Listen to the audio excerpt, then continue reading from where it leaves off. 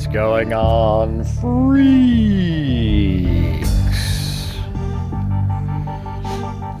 All right. Well, there was a press conference today.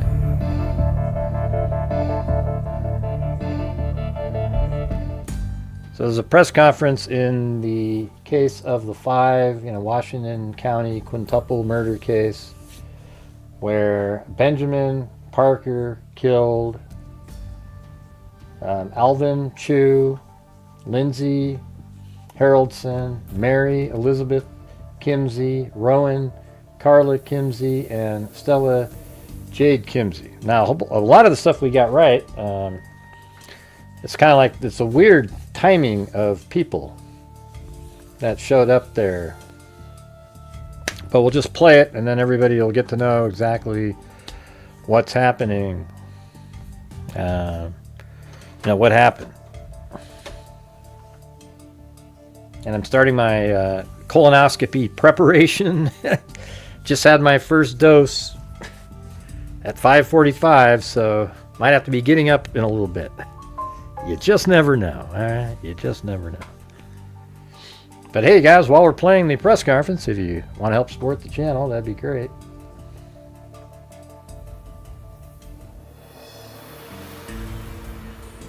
All right, let's see. This is my third one.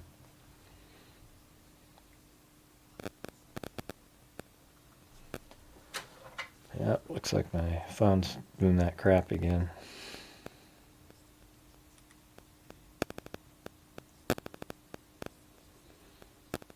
It connects to it interferes with the speaker. I don't know why.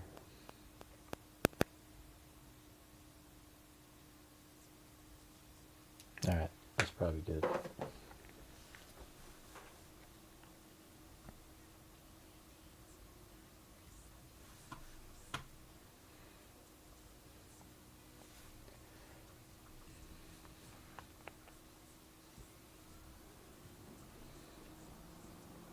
The KATU had this over there. Thank you all for coming. We're here today to provide a comprehensive update on the Otis Lane homicide investigation. I always hate when it has that screwed up audio. So let me open up Premiere. I couldn't tell when I was playing it on my speakers.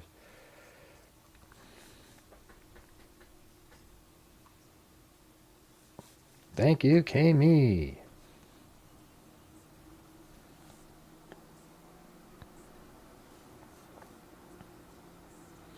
Yep, still not Marty again.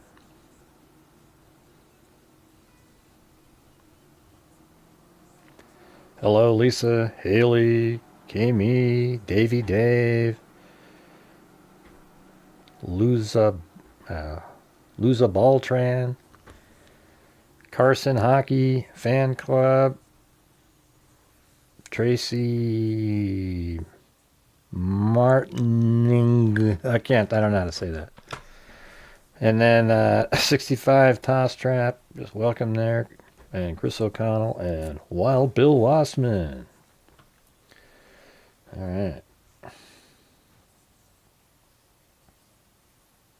Here, I'll just open up I just got to make an extra scene. Has nothing to do with this here. But the audio's crappy on this. I could tell it was coming out of one side. Let's see, audio channel. Is that good? Let me hear what this sounds like. We're here today to provide a comprehensive update on the Otis Lane homicide investigation. Today you will hear from Sheriff Caprice Massey, Detective Mark Pavoni, District Attorney Kevin Barton, and Amy Babcock, the Executive Director for the Domestic Violence Resource Center. Thanks, Chris O'Connell. We will take questions after all the speakers have concluded. Sheriff. Thank you for being here. As Sheriff of Washington County, I want to begin by acknowledging the profound impact this tragedy has had on our community. 5 lives were taken in a manner that is difficult for any of us to comprehend, and many families, friends, and neighbors are still grappling with deep and immeasurable loss. Our hearts remain with them. Although the suspect is deceased, this does not mark the end of our work. Evidence processing, laboratory analysis, and timeline reconstruction will continue for months. Our commitment now is to provide the families of Mary, Rowan, Stella, Linsey, and Alvin with answers as we learn them. They deserve nothing less. At this time, I would like to turn it over to Detective Mark Povolny for a detailed case brief. Good afternoon. My name is Detective Mark Povolny with the Washington County Sheriff's really Office good. Violent Crimes Unit. I am also a member of the Washington County Major Crimes Team, and I was assigned as the lead investigator for this case. This investigation was handled by a very large team who have been working together nonstop on this event over the past days. Before providing an overview of the investigation, I want to acknowledge the family members and friends who are still just starting to process the loss of so many loved ones.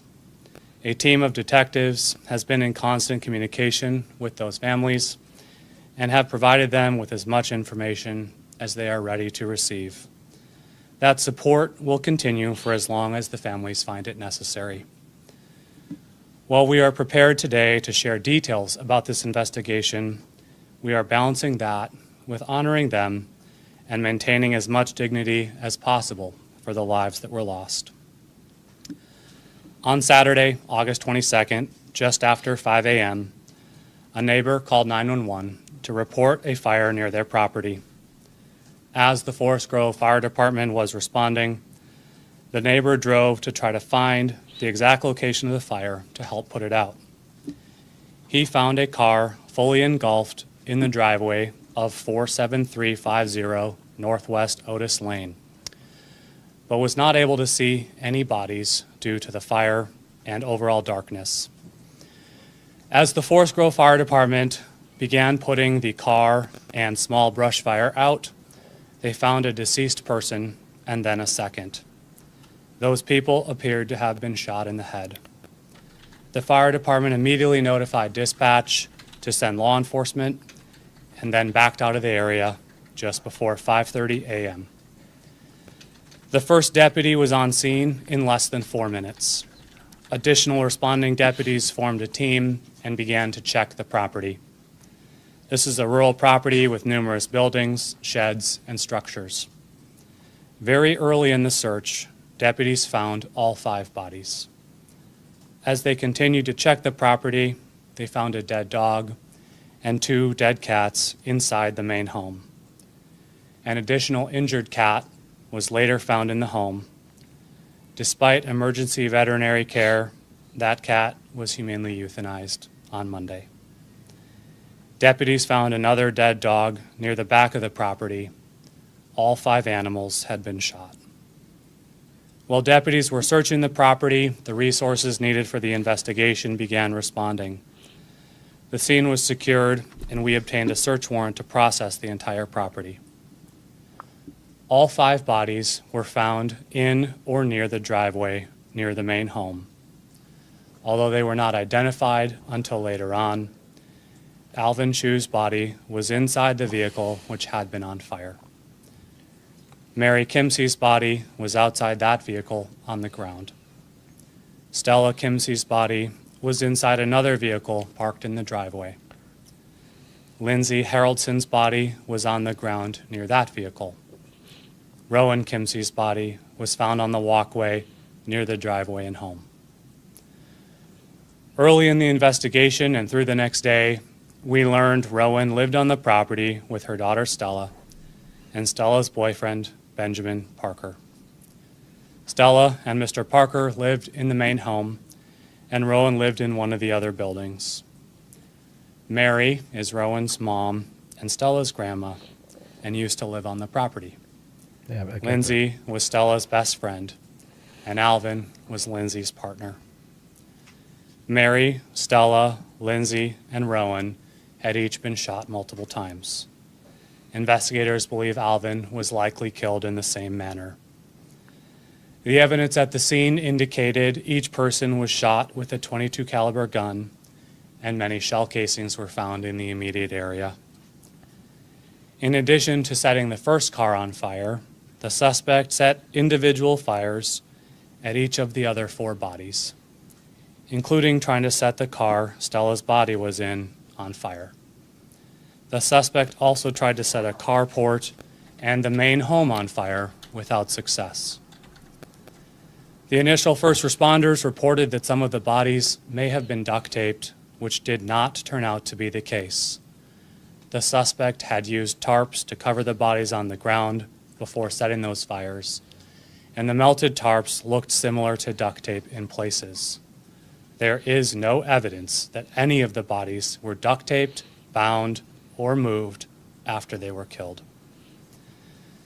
The initial focus of our investigation was to identify the 5 bodies and to determine if the suspect might be among them.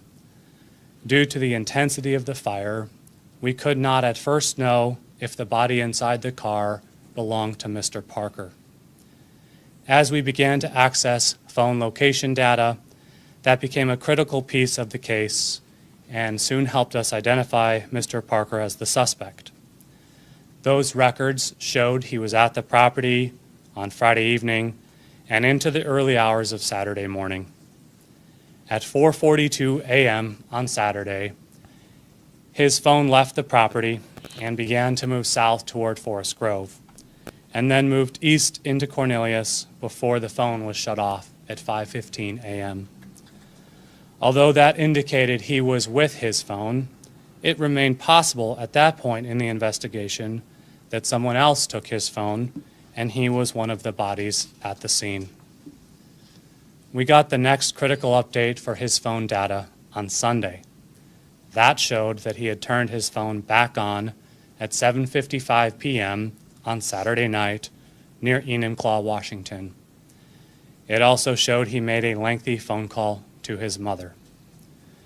At that point on Sunday afternoon, when we learned that information, we were confident he was responsible for the deaths and immediately moved into a plan to arrest him. Detectives began contacting law enforcement in the Enumclaw area and also sent out a bulletin to all western states. We were able to identify the pickup truck he was driving and included that license plate. Detectives were also preparing an arrest warrant for 5 counts of murder in the first degree. While those steps were being taken, Mr. Parker's mother called one of the detectives who had already established contact with her on Saturday. His mother shared that during the phone call he made to her on Saturday night, her son confessed to this crime. He said he had been planning this for a while and that it was premeditated. He said he planned to kill 3 people, but 2 more people were also killed. He confessed to killing the animals, setting the fires, and trying to burn the property down. Why would he do that, though? I mean, I know, like, you know, everyone make the animal part's the confusing part. It's like, why would, or especially cats. Like, cats don't attack you because you're a bad person. They run away or do something, you know, like dogs are the ones that you'd have to be worried about, but I just don't understand that part. And that's what I was saying, that he went there to kill the 3 family members, and that Linsey and, let's see, forgot his name. Let's see, hold on a second. Man. And Alvin. Linsey and Alvin are, they're, well, Alvin specifically isn't even really connected at all. It's like Linsey is best friends with Stella. And then Alvin, you know, it's really kind of interesting how how this came about, though. Okay, so here, listen to this.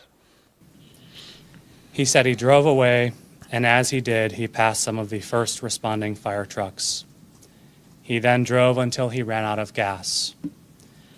He knew he would face more punishment because it was premeditated, and indicated he was not prepared to face those consequences and was going to kill himself. He did not identify who he killed or explain a motive.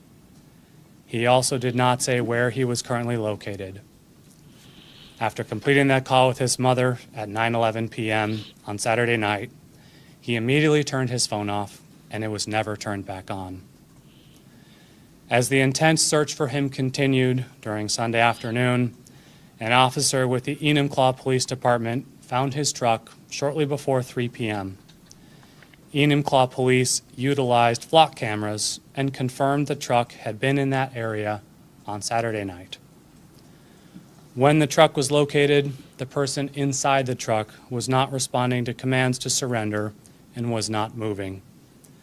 When they had enough resources to safely approach the truck, they found Benjamin Parker had shot himself in the head in the truck using a .22 caliber handgun, which we believe is the same weapon used at the crime scene. On Saturday and Sunday, while all of the other investigative steps were underway, a team was processing the complex crime scene, which included the remains of 5 people, 4 animals, gunfire, and arson. That group included the Washington County Medical Examiner's Office, our Sheriff's Office, Property and Evidence, and the Oregon State Police Forensic Services Division. I want to particularly recognize that team. For 2 days, those key 8 people expertly documented and preserved evidence while doing everything possible to preserve dignity to the remains of all the people and animals. There were also numerous livestock on the property. Yeah, he was a minute ago when he was referring to, like, all of them were shot multiple times, and they say that we believe Alvin was killed the same way. Well, you'd think, well, how do you not know that? That's because he was in the car that was burning, and obviously it sounds like he was burned so badly that they can't even determine if he was killed the same way, but they assume that. That same group I just mentioned ensured the animals were fed and watered. Working with neighbors and with the blessing of the Kimsey family, all of the livestock have been rehomed. Yesterday, we learned more information about the events leading up to the murders. Mary Kimsey, who was Rowan's mom and Stella's grandma and used to live on the property, was now living in Portland. On Friday night, around 8:30. Listen to how this all went down. It's crazy. So let me just get over to that part where in Portland. Yeah, so Mary Kimsey, the 85-year-old sort of matriarch, the grandmother, lives there. And then Linsey Haraldsen lives right there randomly. Yeah, and she's just a good friend of the granddaughter of Mary Kimsey. All right? And Linsey, the friend of Stella, and that's the granddaughter of Mary, has a boyfriend named, I just said his name a second ago, Alvin, all right? And he's one of the victims, too. He's the one that was burned badly. 30 p.m., she texted a friend who lives out of state. Let me rewind it a little bit just to... Stella's grandma and used to live on the property, was now living in Portland. On Friday night, around 8:30 p.m., she texted a friend who lives out of state. Mary said Stella and Mr. Parker got into a horrible fight sometime during either Thursday evening or overnight into the early hours of Friday morning, and Stella told him he had to leave. That's exactly what I said. I bet he was kicked out. Linsey, Stella's best friend, told Mary she was on the phone with Stella around that time when the call suddenly dropped. Okay, let me hear that part again. It was Linsey? When the call suddenly dropped. Hold on. Told Mary she was on the phone with Stella around that time. That's the grandmother. When the call suddenly dropped. Linsey couldn't get Stella on the phone again, so she called up to the property to talk to Stella's mom, Rowan. Wait, how does Linsey get brought up in there? I'm sorry, I just want to get this down. Stella told him he had to leave. Okay. Linsey, Stella's best friend, told Mary she was on the phone with Stella around that time when the call suddenly dropped. Linsey couldn't get Stella on the phone again, so she called up to the property to talk to Stella's mom, Rowan.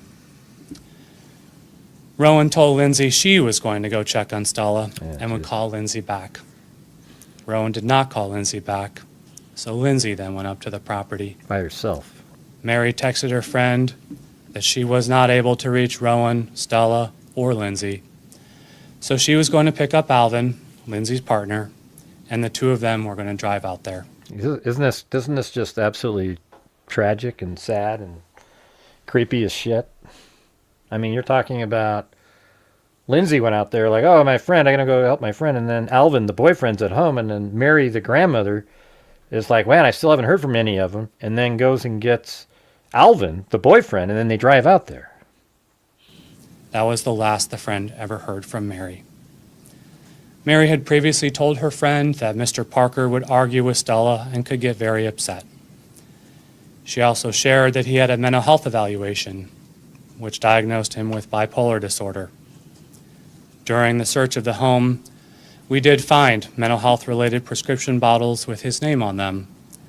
However, until toxicology results from his autopsy are complete, it is unknown if he was taking his medications as prescribed. Early on Saturday, detectives interviewed all of the neighbors. Some of them reported hearing gunshots on Friday and again on Saturday, just before the fire was seen.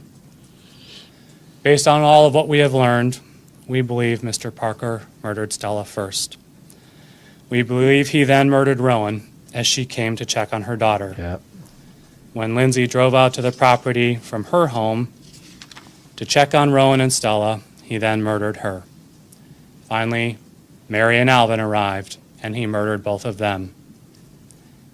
Not sure why there's a delay. After killing the animals and setting the fires, he fled in a silver Toyota Tacoma. That truck was registered to Rowan, and he regularly drove it prior to this event. However, once we knew he was responsible for killing Rowan, we had the truck entered as stolen. There are many other investigative steps still underway, and some of those, particularly the forensic and laboratory work, will continue for many months. Although we will not have the opportunity to hold the suspect accountable through the criminal justice process, we remain committed to providing Mary, Rowan, Stella, Linsey, and Alvin's families with a thorough investigation to provide them with any answers we can possibly learn. The Kimsey family asks that I provide the following statement on their behalf. Mary was the matriarch of our wide and close-knit family. She was a caring person to her family and her community. She was also a spiritual person who was an activist for people, nature, and the earth. Stella was incredibly passionate and fiercely loving. When she believed in something, she never gave up or backed down. Farm life was what she was born to do, and she was never happier than when she was living out on the land. Rowan was an incredibly talented and dedicated artist, traditional and tattoo, and trained many artists in the Pacific Northwest who carry her teaching and mentorship on in their work. She had a delightfully sharp wit and loved every new adventure. They all adored animals, being out in nature, and above all, each other and their family. It would make them very happy to know that the farm animals have found a good life where they will be well cared for, and we thank the Sheriff's Office and anyone else involved for ensuring they found the right home. Linsey Haraldsen was a beloved part of our family too. She was as much a sister to Stella's sister Alexis as Stella was, and they were inseparable for many years. She was sweet and funny, and she was the kind of friend to Stella and others that everyone deserved to have. We sadly did not know Alvin, but he must have been a very special person for Linsey to have loved him, and for Mary, Rowan, and Stella to have liked him as much and as sincerely as we know they did. Additionally, Stella's sister Alexis has asked me to share that as the sister, daughter, and granddaughter of the three of the victims, She has nothing but love and compassion for Ben Parker's family, and she would like to ask the public to treat them with the same respect and care that they are giving to the Kimsey family. They, too, are facing an unimaginable loss and immense grief of their own. I'll turn it over to District Attorney Kevin Barton.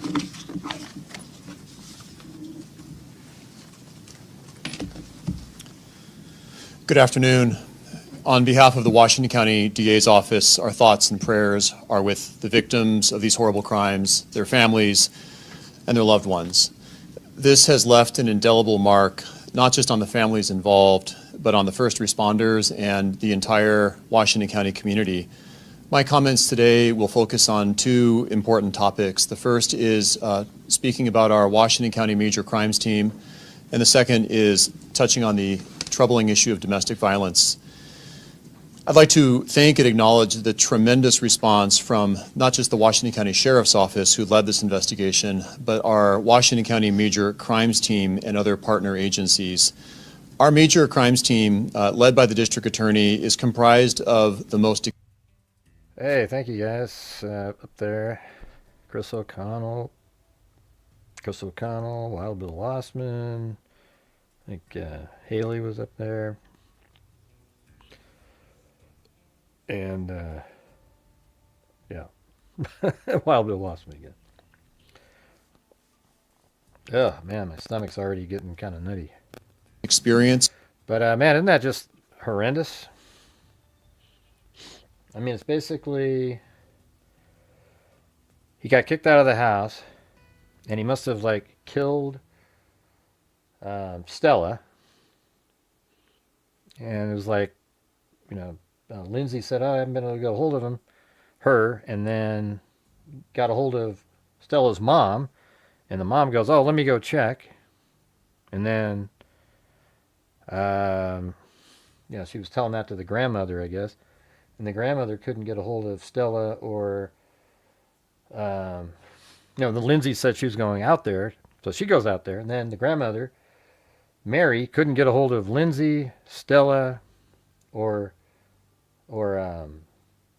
Rowan. And so then Mary, the grandmother, got Linsey's boyfriend, Alvin, to drive out there. And they were all just sort of killed and sort of ambushed right when they got there each time. And then he just drove, and then he killed all these animals too. I mean, what a sick... Experienced and talented investigators from throughout Washington County and all of our police agencies, including our prosecutors in the DA's office. The purpose of the... Thank you, Timothy Cecil. The Major Crimes Team is to seek justice and to promote public safety. And having a Major Crimes Team comprised of all of the different, frankly, the best investigators from the different agencies in the county, it allows for the deployment of investigative resources and expertise throughout the county to investigate complex crimes, including homicides. In this investigation, our Major Crimes Team, including 3 prosecutors, deployed on Saturday morning in coordination with the Sheriff's Office investigators. And I want to say that we're fortunate in Washington County to have such a talented and experienced group of investigators and agencies that make our county stronger and safer together. And while we can never stop crime from occurring, all of it, we can certainly ensure a speedy and robust response to solve the crime that does occur, and that is, in fact, what happened here. The second issue I'd like to touch on has to do with domestic violence. This tragedy really highlights the far too common concern present throughout our nation, including here in Washington County, and that's the issue of violence in the home, violence between intimate partners and violence between people who cohabitate together. We know that domestic violence is dramatically underreported, often occurring behind closed doors and outside of public view. We also know it can have tremendously lethal results. And I was going to say that about Dolly Parton. Like I don't know, I saw her all the time. She was always on, not always, but often would be on Fox News talking to various hosts, and she seemed like she was doing pretty good. So I feel bad. She seemed really like a really nice person, still kicking ass at her age. But apparently she had something like, she had a bunch of kidney stone stuff, but more like an immune system issue apparently since March. She had to cancel some tour events or something, but I don't know, what the reasoning is, but man. Yeah. So there you go. Numbers are staggering. It's estimated that 42% of women have experienced domestic violence at some point in their lives. In Washington County, we know, I've seen personally, that domestic violence is a major contributing cause of the homicides that we deal with in our community. Over the last 3 years, about 2/3 of the homicides in Washington County were domestic violence-related homicides. In 2026, to date, including... And it wasn't just that I saw her on Fox News. Like, she was, for years and years and years, she was all over the place all the time. The most recent 5 homicides that we've had a total of 8 homicides for the year, 5 of which were domestic violence. In 2025, we had a total of 7 homicides in Washington County, 5 of which were domestic violence. And in 2024, we had 6 homicides in Washington County, 4 of which were domestic violence. In recognition of this issue, we've made tremendous efforts in our community to raise awareness and to increase safety for anyone living with or struggling with domestic violence. And that includes things like a dedicated domestic violence unit in the DA's office and dedicated domestic violence investigators at many of our partner police agencies throughout the county. Our brand new Family Peace Center, a 65,000 square foot resource here in Washington County that houses agencies that focus on domestic violence and child abuse and sex trafficking, including the Domestic Violence Resource Center. Yeah, let me see if they do the questions at the end. Okay, I'm going to do the questions. This must be it. We will now take questions. Please, if you're able to, direct your question to one of our speakers. Yes. Yeah, I'm not sure who would answer this question, but you mentioned that the shots were heard prior to, including on Friday. Was this, when did you get the first phone calls about this? Was the car fire the first 911 call? So the question was whether shots were heard throughout Friday and when we first received. I bet the shots on Friday are the humans, and then maybe he killed all the pets the next day. Because I can't imagine, being really late at night or whatever when Mary and Alvin went over there. The phone call. The first call related to anything for this event was at 5:07 a.m. on Saturday morning, and that was the neighbor who called 911 to report the fire. So that was sent to fire dispatch, and they sent the Forest Grove Fire Department. And then when they arrived and observed what I described, they relayed to dispatch that law enforcement would be needed. Recognizing the concern for their own safety, they absolutely did the right thing. They put the fire out so that no other risk existed to the public from a fire, and then removed themselves. We're incredibly thankful that none of the firefighters were injured or faced a direct threat. That's how the initial call came in. The neighbors did say that they had heard shots prior to that. The follow-up was if neighbors heard shots prior to that. Yes, as detectives then interviewed the neighbors on Saturday, we learned that they had heard some shots on Friday night. That was not reported at the time, but remembering that this is a rural part of Washington County, just hearing shots in and of itself isn't always suspicious. So that wasn't called in.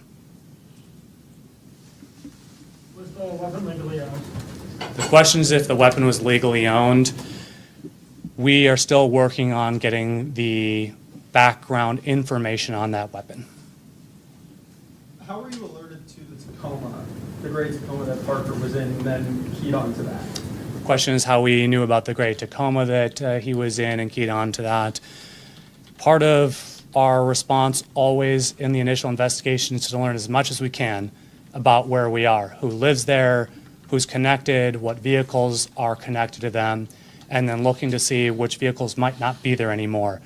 So that included the registered. I was wondering if one of the vehicles that was on fire, well, there's a vehicle missing, but then there's the vehicle, one of the vehicles there was registered to Benjamin, and it's sitting there, but he's not one of the victims, so maybe that's how they did that. Vehicles to the people who lived at the property. That Tacoma was on a list of vehicles registered to Rowan, and the vehicle wasn't there. Detectives also talked to some neighbors who described that the suspect regularly drove that truck, so as we figured that he had potentially left the property, we believed it was likely he was in that vehicle, I guess he and didn't that's how have we a were able car. to share that information. He drove Rowan's, the mother's. Have there ever been 911 calls to that location prior to this? The questions about prior 911 calls, we do not have prior 911 calls to this property. There was a call in January of this year from one of the suspect's family members. It was what I would describe as a routine welfare check, where they had not been able to get a hold of him by phone and just wanted to make sure that he was okay. They live out of the area. Deputies were able to help him make a phone call to his family to let him know everything was fine. That's the only premise history for the property. Him was Parker? The question is who that was. Yes, that call was about Mr. Parker. I have two I'd like to say, but the first one is regarding the press release that we just received. There's photos of all of the victims except for Alvin. I'm wondering if it'd be possible for us to get a photo of Alvin as well at some point. The question is about the photos that we're sharing with the public. The Chu family has requested that no photo of Alvin be shared, so we're respecting that request. And you have another question? Yeah, and thank you for explaining that. I'm wondering if you could speak to, to us who don't understand what processing a scene is like. I mean, this sounds like an incredibly difficult scene with all of the environmental factors going on as well, and it seems like you were able to piece things together despite all of that. So Your question was about how we process a scene. Is your question the investigative side or the forensic process? You know what? I got to say, this guy right here is exactly, I don't know if he's the communications officer or what this guy is, but this is what you want, this guy. Like, he explained it so clearly, and he just has a way of talking that's better than most people.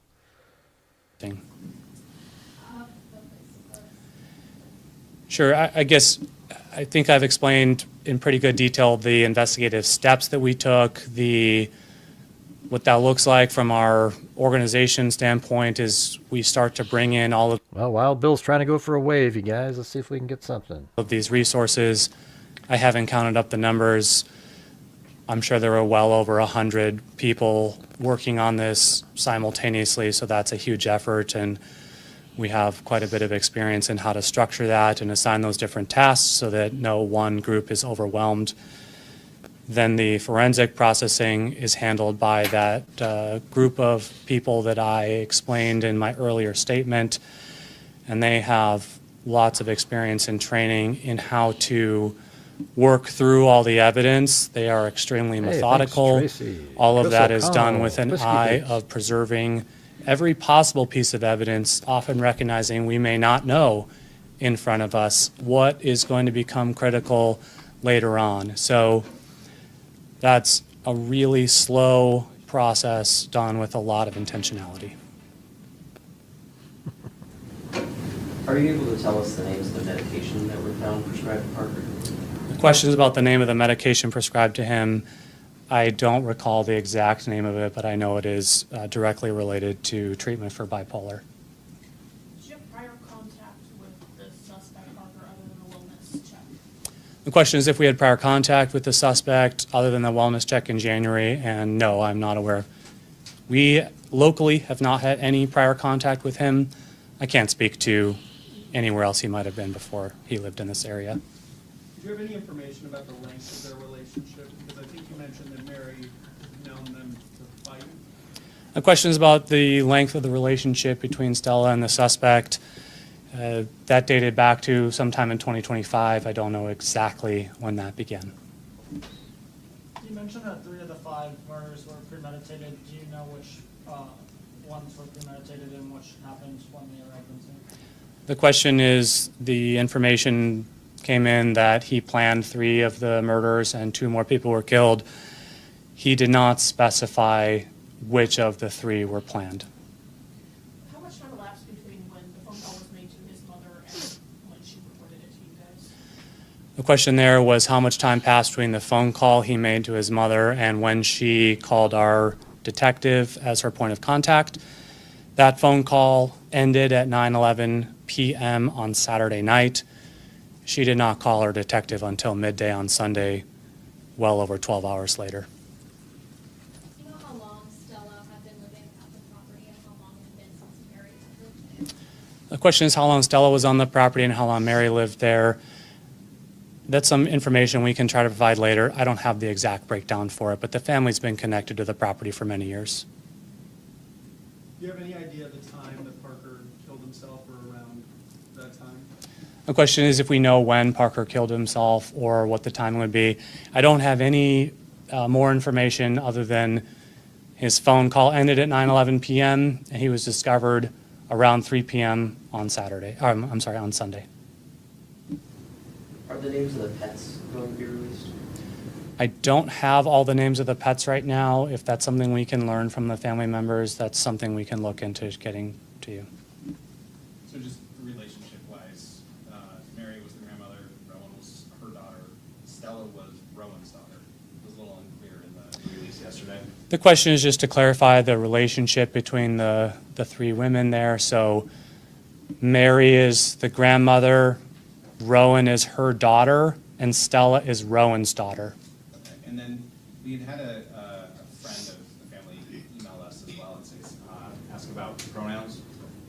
Do you know Stella's, what Stella looked like? The question is which pronouns some of the people who were killed used. We have some information about pronouns that some of the people may have used, but because we're not able to confirm that with them directly, we are not going to try to speculate on what they might have preferred.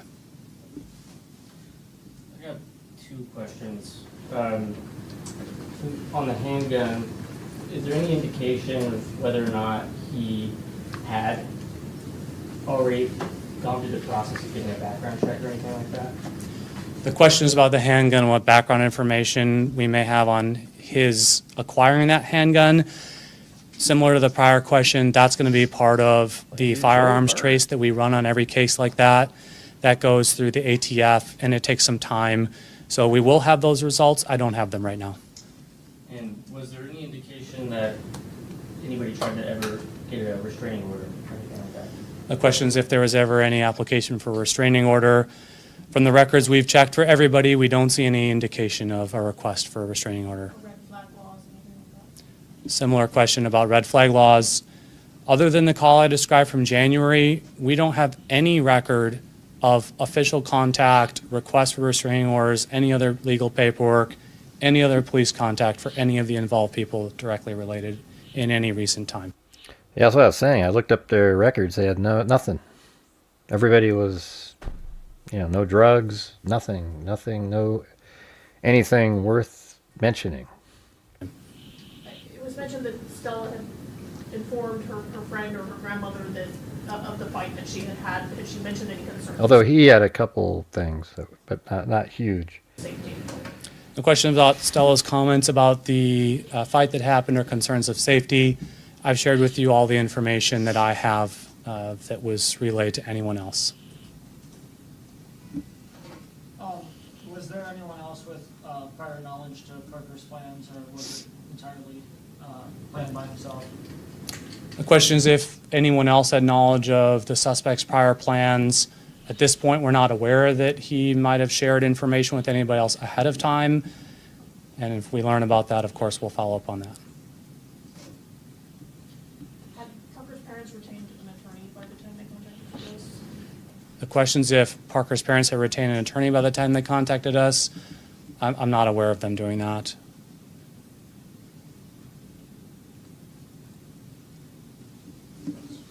This is Sure. Linsey right here. That's Linsey. I know the details that we shared today are difficult to hear. At the center of this investigation are 5 people whose lives were taken: Mary, Rowan, Stella, Linsey, and Alvin. As we discuss evidence, timelines, and investigative findings, We cannot lose sight of the profound loss experienced by the people who knew and loved them. I want to recognize the tremendous care and professionalism our detectives and investigative partners have brought to this case. They've worked through extraordinarily challenging circumstances with a shared commitment to finding the truth. We shared this information today in the interest of transparency and to help our community I will just guess that this is Mary, Rowan, Stella, and Linsey right here. So this is the mother, grandmother, and this is the mother of Stella. So this is Stella, Rowan, Mary, and then Linsey, the best friend of Stella over here. And then we had a picture yesterday. I don't know where it is right now, but it had, he was the, Alvin was in it. Don't know exactly. Let me see if it's on the 24th. I don't know. Let me throw this open. See if that, there it is. Wow. First one I opened. So that's Alvin right there. And this is Linsey. So Linsey and Alvin. You got that. And then I'm pretty sure that this person is that person. And Alvin's the only one that's not on there. So it'd be Linsey, Alvin, Mary, Rowan, Stella. Yeah, it's just such a ridiculous thing here. understand what occurred, while remaining mindful of the families living with this tremendous loss. Thank you all for being here and for helping us communicate with our community. Well, there you go. That's pretty much it. It's not really. They gave such a great press conference. There isn't really even a, anything to sit around and theorize about. It's just exactly what you would think. I think I even guessed yesterday that he probably got kicked out of the house because that, his girlfriend's living there, but all the rest of them are the, the mother and the grandmother used to live at that house. And then I wasn't sure, I thought he only went there to kill 3 people, and apparently that's what he told his mom when he called her right before he took his own life. But what was strange was that it wasn't Alvin and Linsey who drove there together, to check on Stella. It was literally like Linsey went by herself. Maybe Alvin was working. I mean, who the hell knows, right? And then, just by people not answering their phones and so forth, Mary, the grandmother, gets a hold of Alvin, the actual boyfriend of Stella's best friend. I mean, they're not even that connected, really. And then they go together out there, and then he pretty much ambushed all of them and killed them all. Then he killed like 3 dogs and 2 cats. What a nut job. I sort of wonder if he killed the pets in front of them. It's weird though. It seems like he killed. I mean, Stella looks like she was trying to get away because she was shot near a car, in a car or something. And then Alvin, he was probably shot right when they pulled up. And then Linsey apparently looks like she tried to get out of the car. That's why she's on the ground and tried to get away. And it's just like, geez, he was just sitting there ambushing people as they showed up. Unbelievable.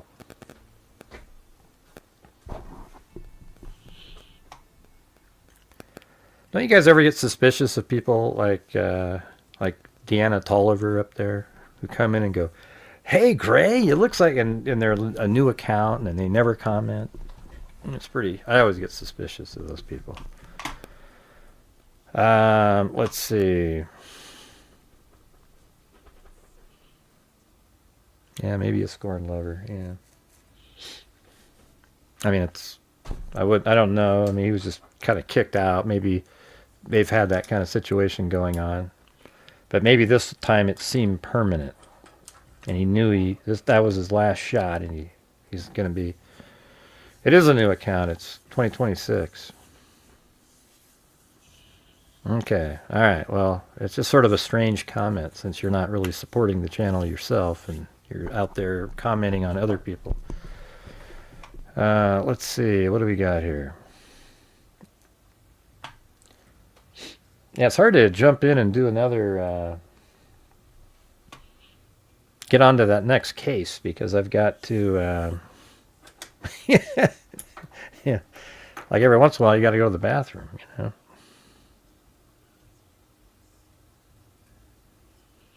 Hey, Jim, is that what you got to say right off the bat when you show up? I don't really understand that, man.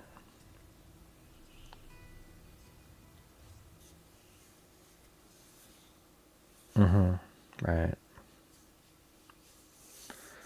Let's see. All right, well, the other one's a cold case, but I might have to get up and take off a couple times.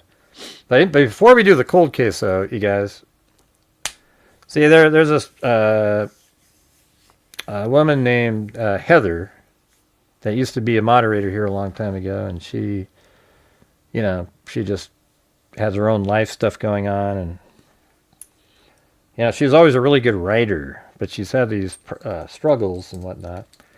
And she wrote a poem, and right when I read the poem, I was like, oh my God, I'm going to turn that into a song. And I thought maybe you guys would want to, I mean, it's so good, it's crazy. Every single word she wrote, but I picked, you know, specific, you know, I guess instruments and the style, etc. Do you guys want to hear it real quick? It's only 3 minutes and 30 seconds long.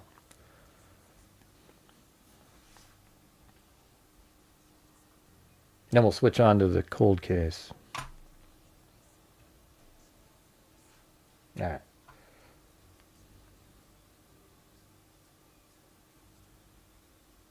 I think it's one of the best songs we've made on this, honest to God. You know, I didn't write it or anything. AI didn't write it. She wrote the whole damn thing.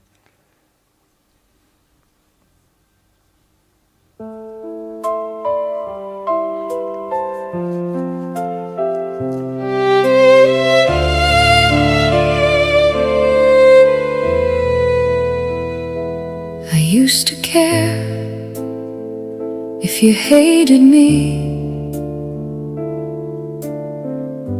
It left me in despair.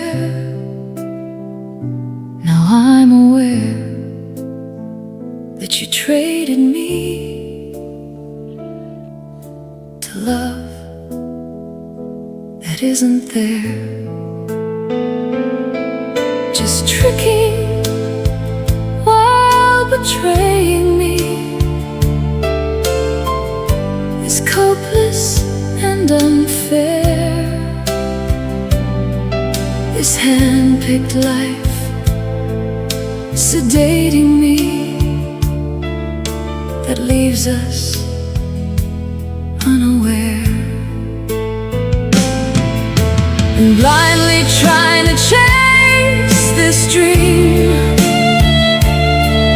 supplies its tropes and wares, inspiring while behaving me, while lying that it shared. Hopes I don't find it's playing me, defiling as it tears the hope inside it gave to me, while time will never care. Compliant while it takes from me the time I'd left to bear. Its lying eyes amazes me, reminding no one cares. And quite defiant, it makes me see That's so good. I'm dying in this chair. This life of mine it made me lead this mime within the mirror. Behind the grinds, as I take a seat, a driver ill-prepared, unkindly now, it's taking me into the lion's lair.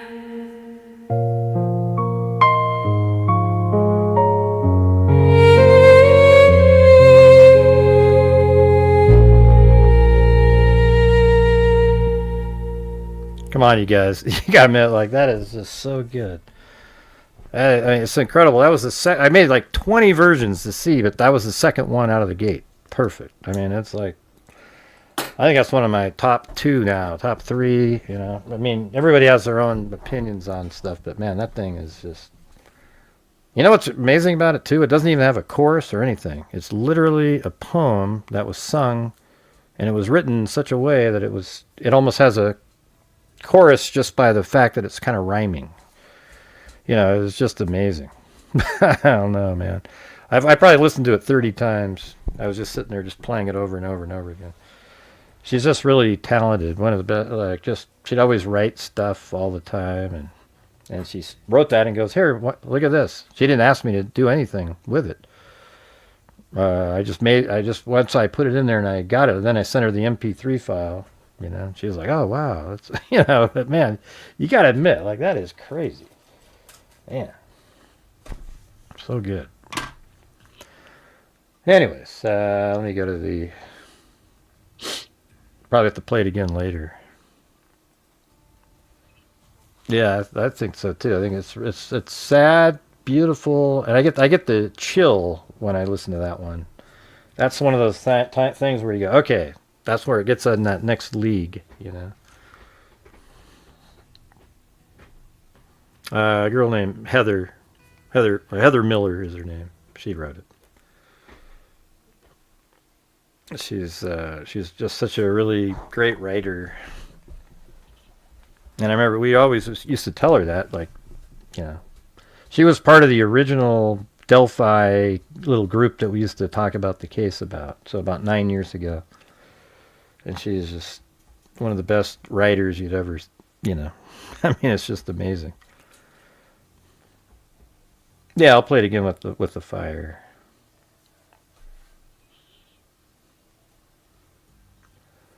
Thank you. Yeah.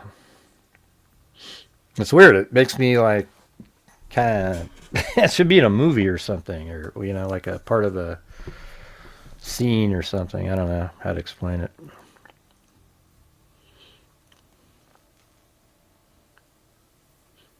Let's see. It's called, what is it called? Mime. Shit, my brain. Just, I'm getting nervous about having to go to the bathroom.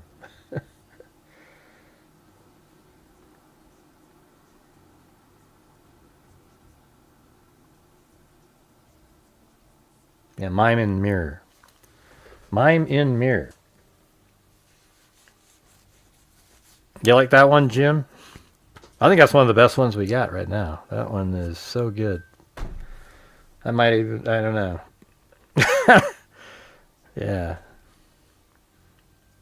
Yeah, I used, I'm not sure. I just picked the way it was sung and stuff like that. But the lyrics are what do it, because I ran it like 20 times and it always kind of sounded sort of similar, but not as good as that one right there.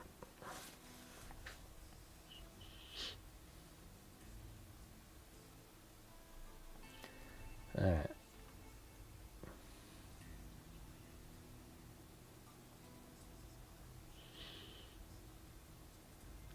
Well, we're going to go back to 1970, also in Oregon, by the way. In the Eugene area, I think that's down. Where is it? Yeah, there it is, right there. Thank you, Joel Burnt. people sounds good.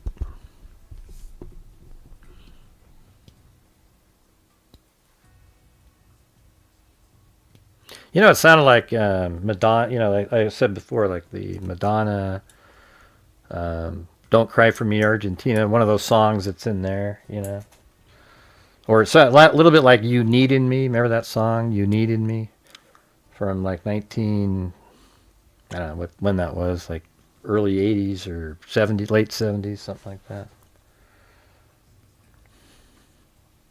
Yeah, and even had Penelope in there. All right. Let's see. This is a crazy case here, and it's not solved. They never solved this one. I think this is a serial killer, actually. Terry Dade, 19, and wife Julie Ann, 20, were slaying victims. Right there. In Junction City, sheriff officers are investigating today the beating deaths of a Junction City couple whose baby boy was left unharmed early Wednesday. Killed were Terry Lynn Dade, 19, and his wife, Julie Ann, 20. Mrs. Dade's body was discovered first, burned beyond recognition beneath a car near a trailer court in Junction City. An autopsy showed later that she was strangled and beaten. Her body was set afire after it was doused with gasoline. Then the car's fuel tank exploded. Dade's body was found in his apartment after sheriff's officers questioned residents of the area near the trailer court about the girl's death and learned that a girl of the same description lives in a nearby apartment complex. Deputies first said Dade was shot in the head with a large caliber revolver, but a closer check showed she was beaten to death with a blunt instrument. You know, this is 1970. I was sort of wondering if it was, you know, like I kind of just was like, well, hell, where was Bundy at the time? You know, I mean, she looks like one of Bundy's types in that one, although she's got blonde hair in another picture that I've seen. He likes brunettes. The baby Mark, 1-year-old, was found. The baby Mark, 1-year-old, was found crying but unharmed in the apartment. And it's funny, it's weird now because that baby is now 56 years old.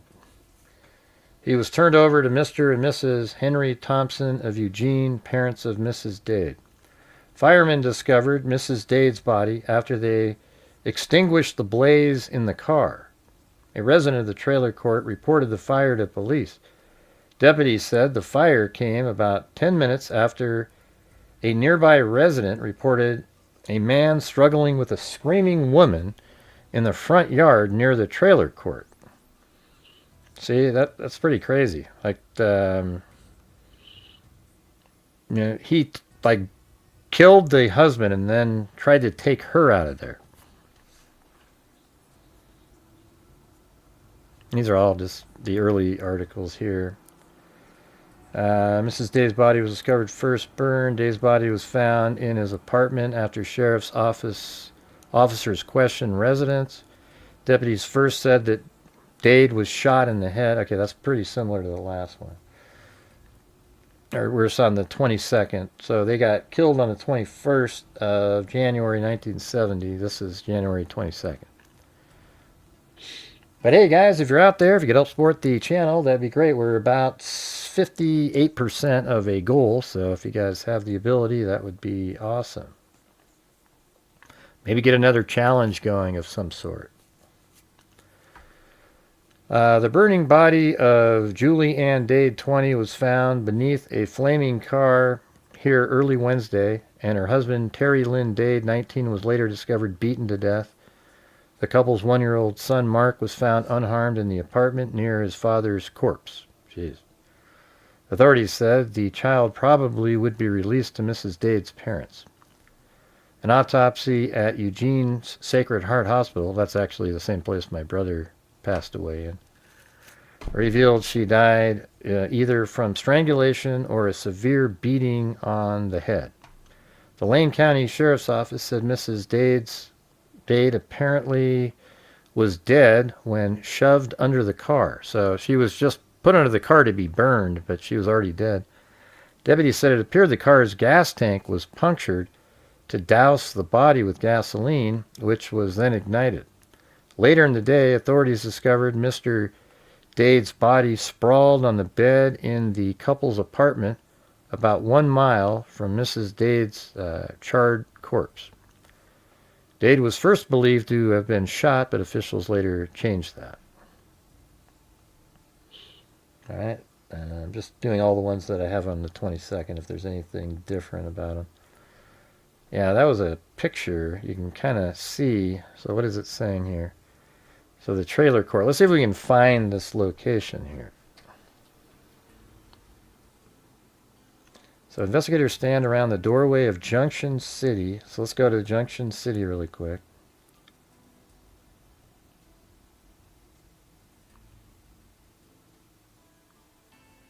Gotta move it up a level. Anybody do a challenge out there?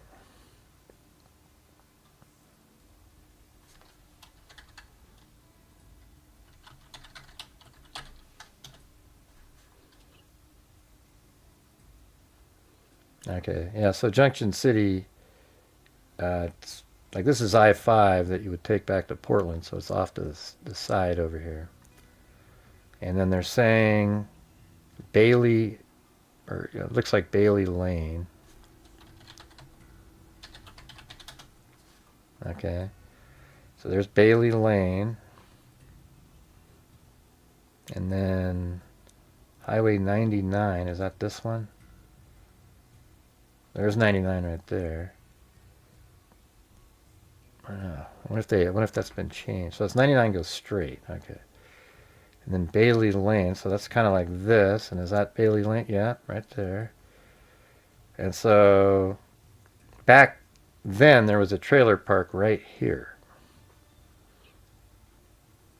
This is where the trailer park was. It's not there now.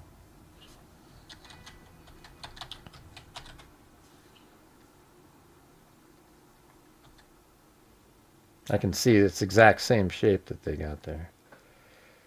Trailer court. So let's see if we go back even to like 1994. Yeah, look at that. That's way different. And it would have been like right in here. And I wonder if this whole area was a... Unfortunately, you go to 85, you can't see anything. Yeah, and the two between 94 and 2000, that whole apartment was put in there. But apparently it was right around in this, right here. And maybe, I'm not sure what that is though. Let's see.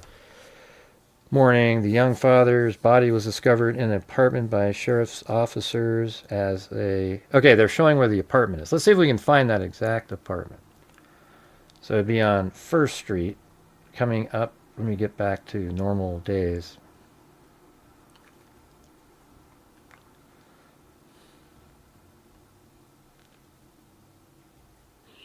All right, guys, I don't want to do the thing again where I'm having to, try to keep on trucking through the show, but I'm trying to reach the goal.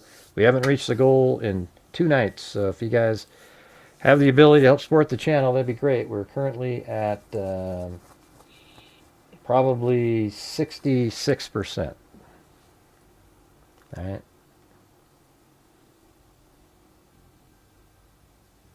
And then where's 1st Street? There's 1st. And then Prairie Road. Is that? Yep, that's that one. And it should be right here. Oh wow, that looks like that hasn't changed. Let's see.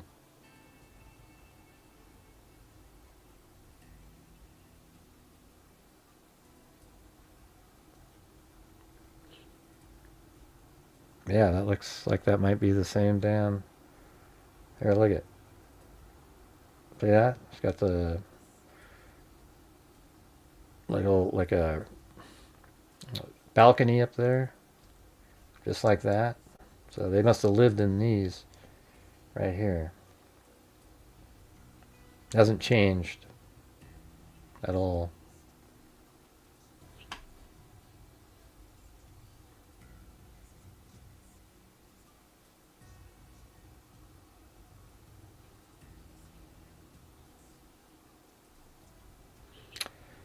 Oh boy, everybody stopped commenting and chatting again. We're back to that. Man, every single night it's like this. It's getting really old.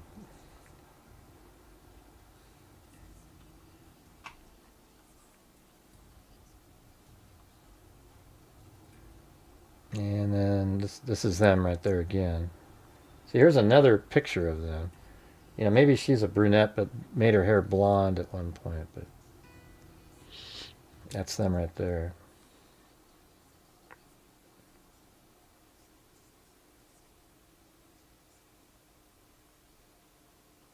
Is anybody here? You guys? Hello? Jim Lawn made that comment like, I don't know, 2, 3, 4 minutes ago, and we have had no other comments since then.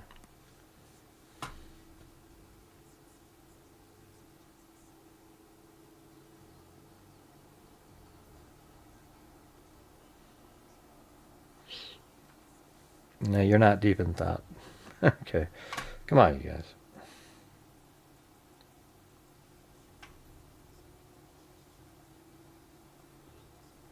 All right, let's take a look at this one. I'm not sure this, I don't think this was accurate, this one. It says, pretty blonde murder victim Julie Ann Dade, 20, may have been knocked unconscious shortly before her husband, Terry Lynn Dade, 19, was bludgeoned to death in their apartment. But how could she be running around? I guess she could have woken up. The young mother's flaming corpse, charred beyond recognition, was found beneath a burning station wagon early Wednesday at the Trailer Town Trailer Park, a mile south of here. An autopsy showed she had been beaten and strangled to death. Her body, clad in what police believe was a robe, was shoved under the car, soaked in gasoline from its tank and then ablaze. The explosion of the gas tank alerted park residents to the fire. Later Wednesday, Lane County Sheriff deputies discovered Dade's corpse sprawled on a bed in the couple's apartment. Unharmed nearby was their 3-year-old son, Mark.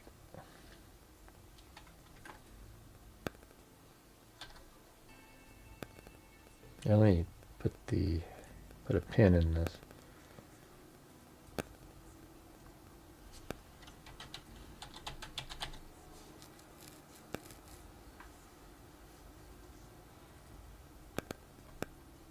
Probably in a car. Apparently he was trying to make it look like. Let me just get through this, okay? Detectives first said Dade had been shot in the face by a heavy caliber pistol, but later said he had been beaten to death. An autopsy confirmed heavy blows to the head with a blunt instrument as the cause of death. Thursday, thanks Wild Bill and Chris O'Connell. Thursday, Chief Deputy Ron Eggleston of the Lane County Sheriff's Office said evidence in the apartment's living room indicated Mrs. Dade had been stunned or knocked out immediately after opening the door sometime after midnight. Investigators said interviews with friends revealed Mrs. Dade was scared to death to open the door to strangers. Detectives theorized the killer might be a friend whom Mrs. Dade would trust. Officials said Dade was murdered sometime between 2 and 3:30 a.m. after coming home at midnight from his job. I mean, it could be somebody like that too, you know, that she knew. Doesn't have to be a serial killer. It was just kind of like, what else? The people that do stuff like this almost seem like they would do multiple people.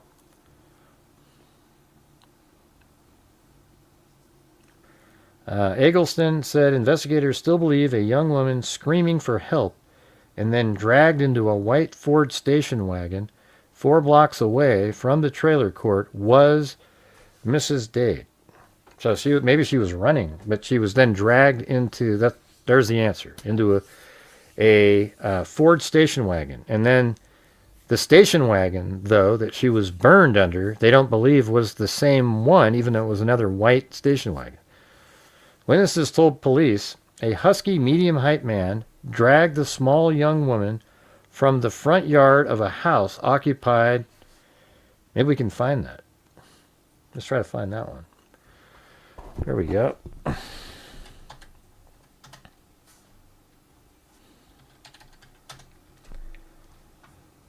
Let's see. Donald Botker. Man. Junction City, Oregon. There it is. Okay, he's deceased. If that's the same person. I mean, how many... That last name is not common at all.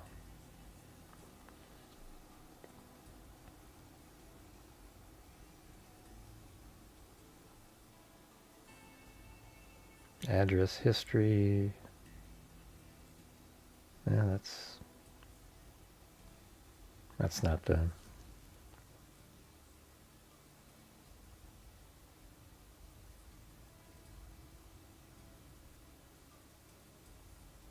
I'm just checking to see if any of these have addresses in them. I live like 110 miles away from Eugene.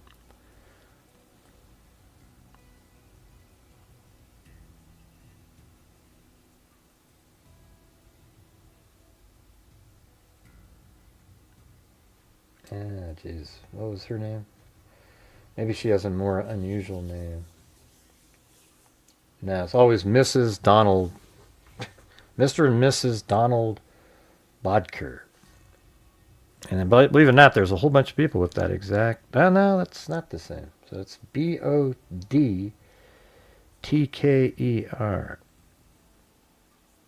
And there's a lot of people that have the I in there. And there was absolutely nobody with the spelling that's in this article, so... I don't know, maybe that was an error in the article. Don't know. Alright, so witnesses told police a husky, medium-height man dragged the small young woman from the front yard of a house occupied by Mr. and Mrs. Donald Bodker. The man told Bodker the girl was drunk. So the man actually yelled to this neighbor saying, "Oh, she's just drunk, you know." Witnesses told detectives the man put the girl in the station wagon. And then look at this.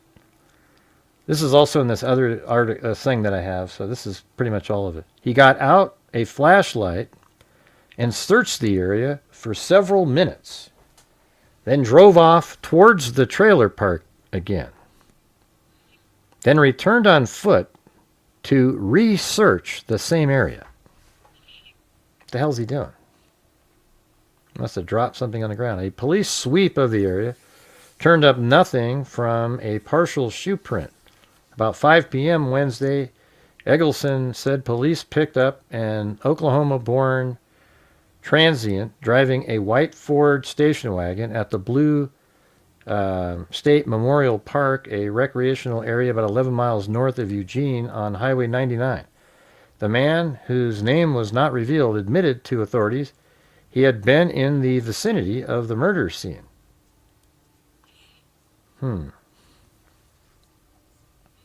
However, Eggleston said the man professed no knowledge of any young woman. Did you ask him if he was looking around on the ground with a flashlight? Eggleston said the man was cooperative and then was no evidence to link him with the murders. He was released and asked to keep in touch with authorities. I guess we're looking for another white Ford station wagon, Eggleston said. There's no shortage of those. Oh, you know what I forgot to do? I was supposed to take a Gas X when I took this. So hold on a second.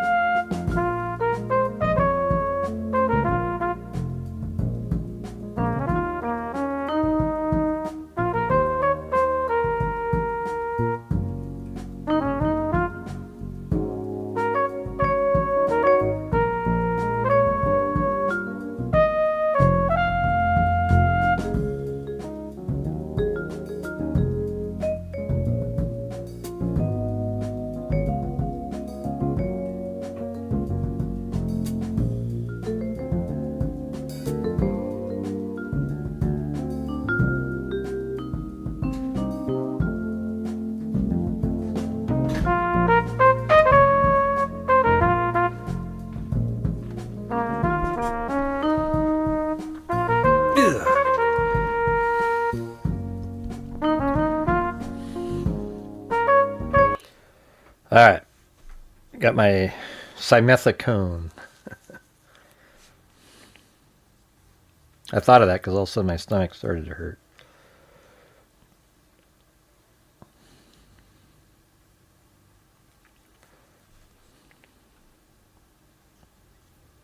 I guess we're looking for another white Ford station wagon, Eggleston said, and there's no shortage of those. He said investigators were starting all over again Thursday, re-questioning and tape recording witnesses. They were aided by fingerprints, experts from the Salem Police Department and technicians from Oregon State Police Crime Detection Laboratory. Investigators said friends described the slain couple as rather quiet, with close family ties. Mrs. Dade was labeled an immaculate housekeeper. One friend of hers said she was quite popular when she attended North Eugene High School. She was graduated in 1967. Man, so she was like 17. Dade, a 1968 graduate of Junction City High School, was described as an average student who did not participate in student activities or athletics. During the past 2 years, he had participated in a tutoring program for district grade school children. Funeral for the couple will be Saturday at 11 a.m. in the First Christian Church.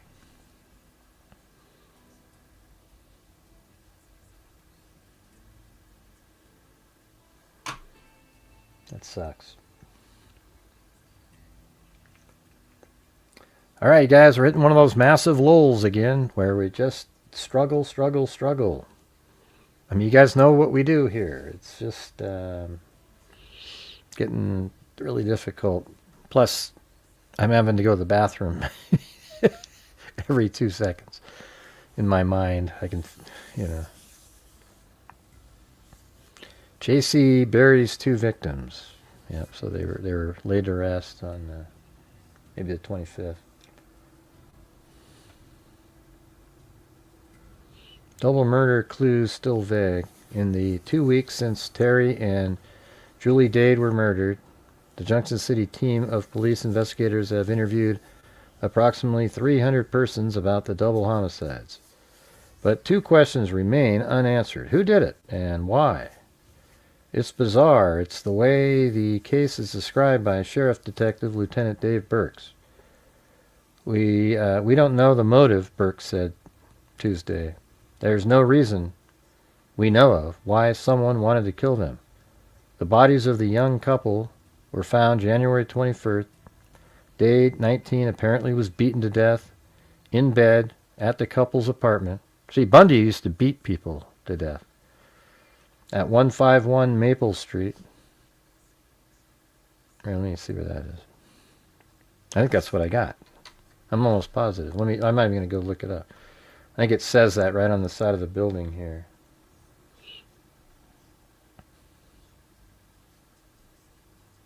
And there you go, 151 Maple, right there.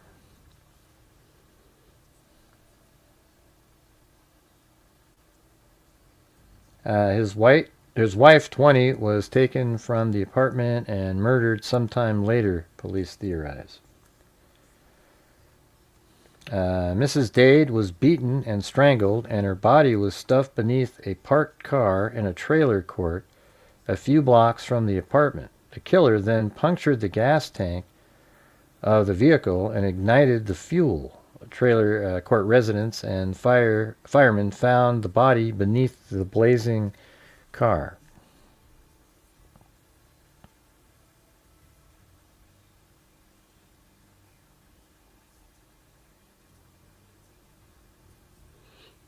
Yeah. Let's see. You could tell. I went back and I just saw that comment. See, that person was a troll. Yeah, I know all you all, meaning the people here. That's funny.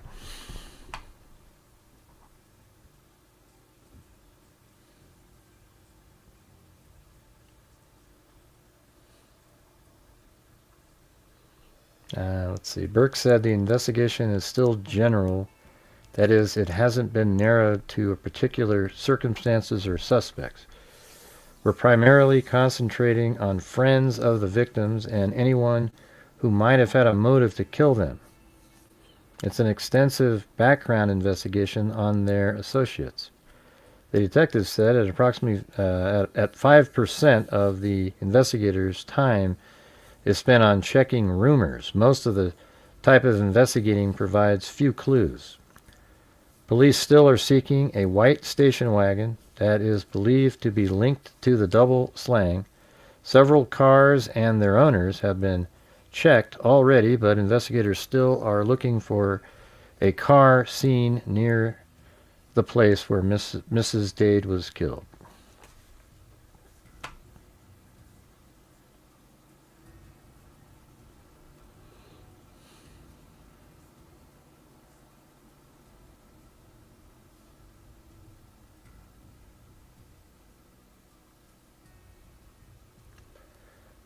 Okay, that says progress on this one. District Attorney John Leahy of Lane County has a bulging file of unsolved murder cases in the past 2 years. But he said, I can assure you there is substantial progress being made on a number of those cases. At least 5 persons have been murdered this year. Possible 6th victim, Clara Mickelson, disappeared March 5th from the Eugene motel she managed. Her purse was found later in a field near Hagerman, Idaho. Leahy says, I kind of want to look at that one too. Leahy says all the cases are active, but told a reporter he was prohibited by law from giving a progress report. No arrests have been made in the shooting death September 15th of Maureen Mulvey, 57, Seaview, Washington, and James Morse, 27, Vancouver, Washington. They were fatally shot at a campground some 30 miles east of Eugene. Investigators are trying to link the double... did we cover that one? Trying to link the double shooting with the deaths of Paul Slack, 45, Oak Ridge, and his wife, Louise, 2 years earlier. They were found shot to death in Black Creek Canyon remote area. Janet Shanahan, that's the one I want to look up. 20-year-old University of Oregon student was found dead in the trunk of her car, April 23rd, 1969, in a West Eugene industrial area. Did we do that one? Why does that one sound... We did. It's right there. Janet, man, I remember that one. Janet lived, so this is her whole... I don't know the whole story right now, but we did cover that one. Isn't that crazy? Have a random one like that? Yeah, so she lived in Eugene, and this happened right over here. I was just kind of wondering if, there's like another car associated with that. Well, you guys, I got to go use the restroom again.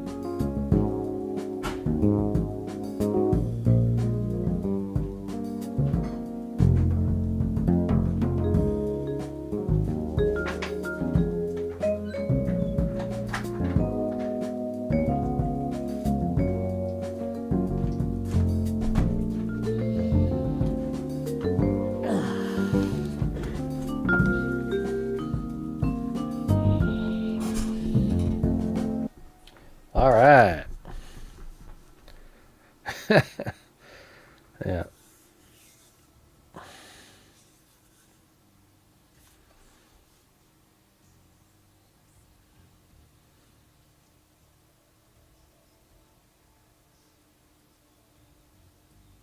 Yeah.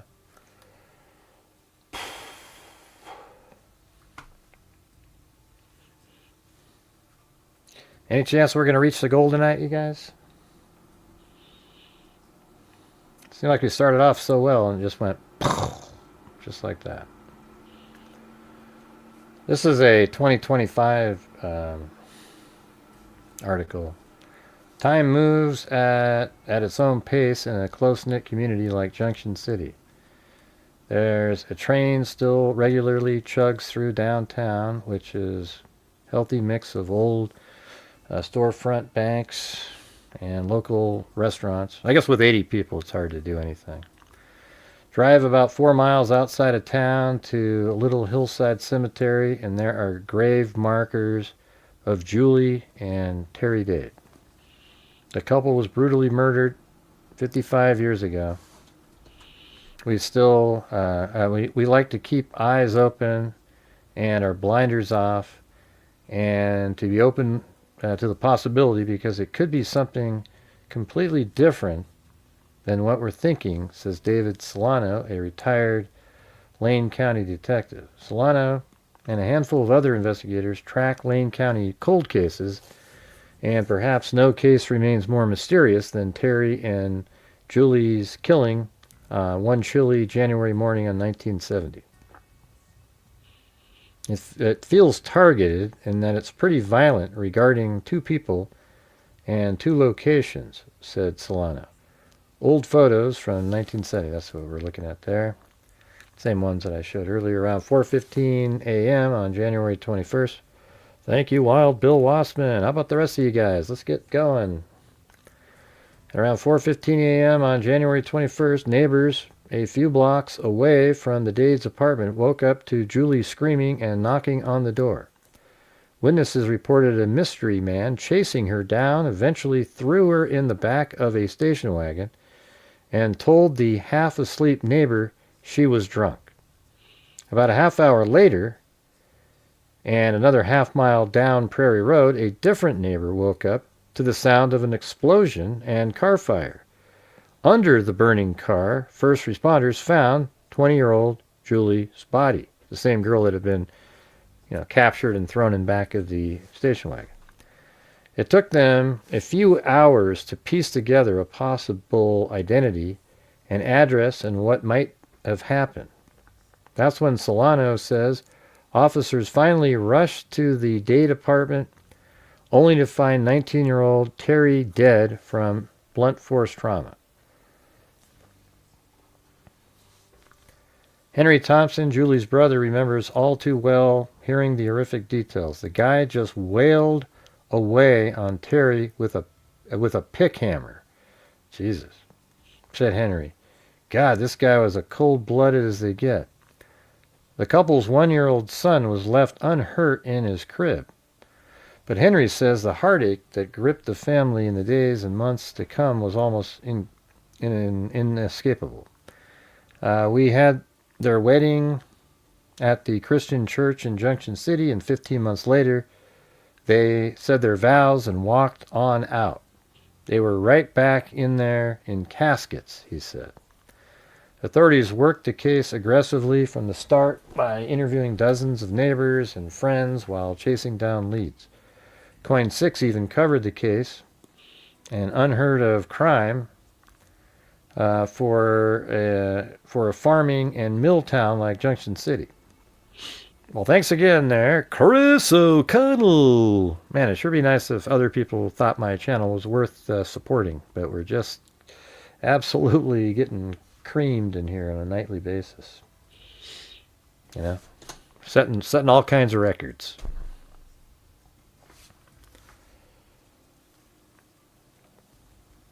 Where we still haven't got Marty, his. How come that only gave out 4 though, right? So where's the 5th one? Shouldn't that go to Marty? He didn't get one. But it's weird. Oh, there's the 5th one. Showed up. Nope, Marty didn't get one yet.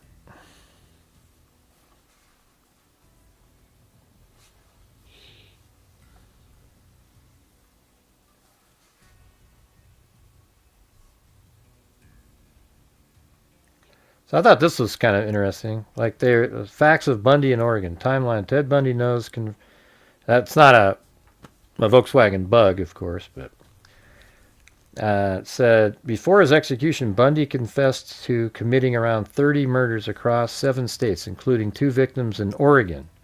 But he never named those specific Oregon victims. I found that today. I was like, wow. Well, could that be those 2 guys, or is it some, totally different random women that are out there? I mean, could it be Terry and Julie? I mean, they going fishing for Marty? Yeah. Well, thanks for going fishing for Marty. I know. Yeah, Marty, it's like he deserves to have one.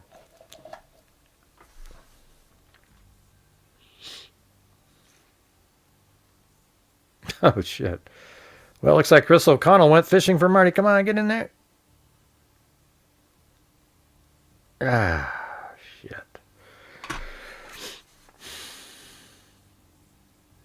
It's not in there again. Well, thanks for the valiant effort and the support for the channel. Very kind, very kind. All right, let's see. All right, I didn't look this one up yet. Well, we've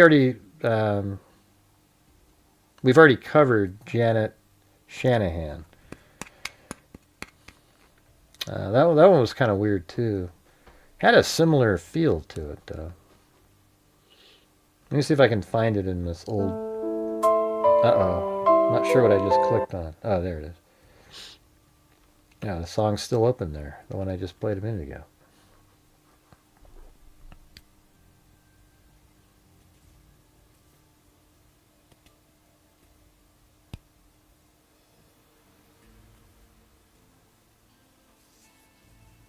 He is deserving.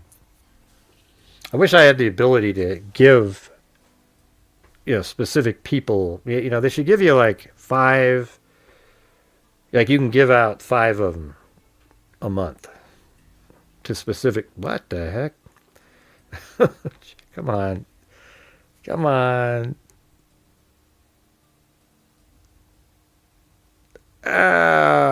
Who are these other people?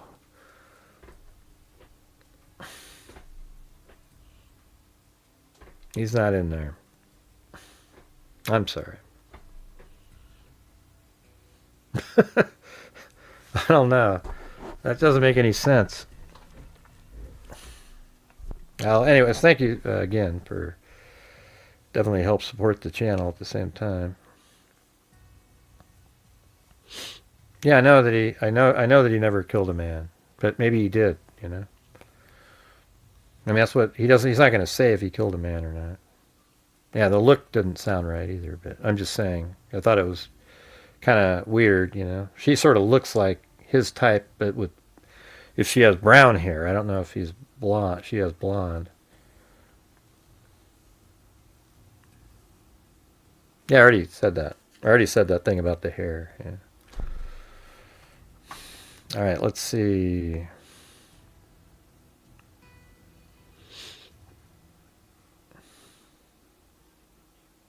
He'll just randomly pop up with one of these days, Chris O'Connell. One day it'll just be like, it'll just be like a random gifted one. Yeah, don't worry about it. Thanks, Chris O'Connell. Appreciate it.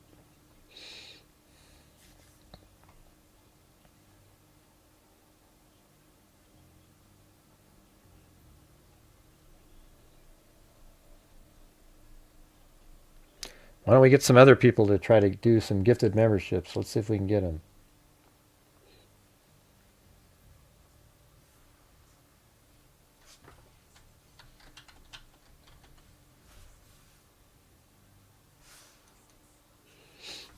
I'm searching up that Shanahan one.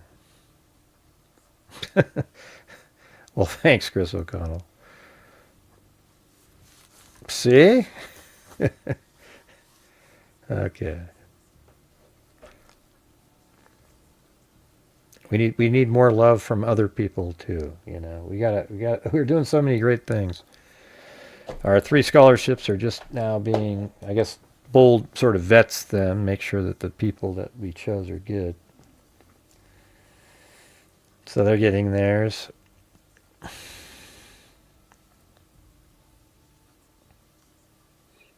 I'm just doing a search for the name Shanahan in my old files. Feel having to go to the bathroom again though. It's pretty weird. Gotta drink some more liquid, I guess.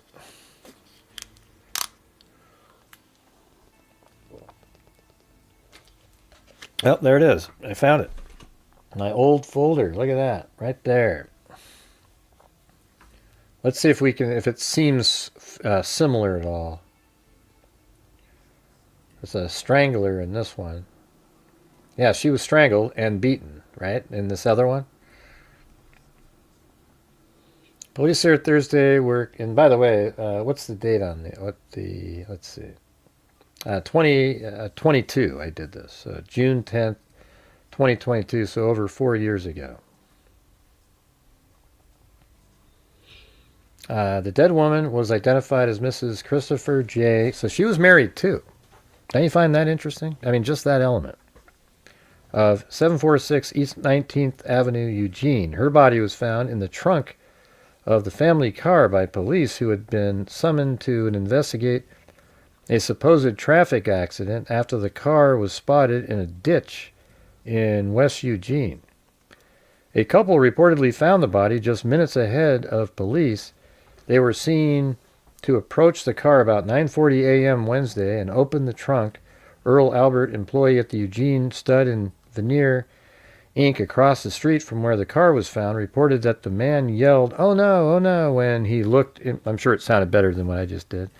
When he looked, "Oh no," when he looked in the trunk, and then the couple walked away. A passing motorist, seeing the commotion and thinking there had been a traffic accident, summoned police, who arrived 10 minutes later. Ed Kohler, superintendent at Barker Willamette Lumber Company, which also is near where the car and body was found, said the car was not there when he went home from work at 1 a.m. Let's see. Yep, pretty soon I'll be back on that. Got my colonoscopy tomorrow. Shanahan reported his wife and his car missing Tuesday. He said she had failed to return home after a Monday evening birthday party at the home of relatives. I remember thinking that maybe we thought he had something to do with it. She was last seen, according to Shanahan, at about 11 p.m. Monday when she left the birthday party. Earlier Wednesday, Shanahan visited the police station to check on progress of the missing person investigation. Okay, so like she was a missing person investigation. She was missing and then she was found. Shanahan was a sophomore at the University of Oregon.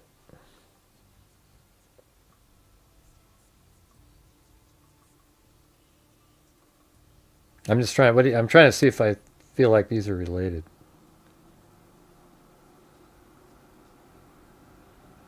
Police hunt clues today in the strangulation slaying of a pretty blonde University of Oregon co-ed whose body was found in the trunk of a car Wednesday. The victim was Mrs. Christopher Janet Shanahan, 22, a sophomore in liberal arts at the university. She was reported missing Monday night by her husband when she failed to return home from a birthday party. Keith McMillan, Lane County medical examiner, said further laboratory tests were scheduled today, authorities said, There was no indication the victim had been sexually assaulted. There was no sign of struggle, and her body was fully clothed. See, that's kind of a weird thing then. That sort of makes you think that, you know, could it have been the husband? Police Sergeant D.W. Carley said the victim's husband and her sister, Mrs. Jane Vanderoyd, had been looking for a car and located it Wednesday. It had been noticed Tuesday by employees of a lumber mill. Hey, thanks for the 6 months, Carson Hockey Fan Club.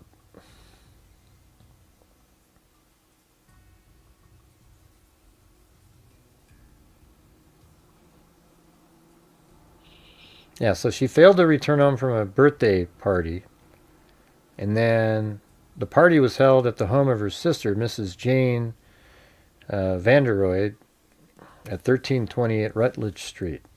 Do I have all these marked down? Let's see, Shanahan. Yeah, I got it all sitting here. So that's just right up the highway there. And that's where the party was there. And then, I guess, yeah, so her vehicle was found, I guess, in this location. Right there. Right there. And then where did they live?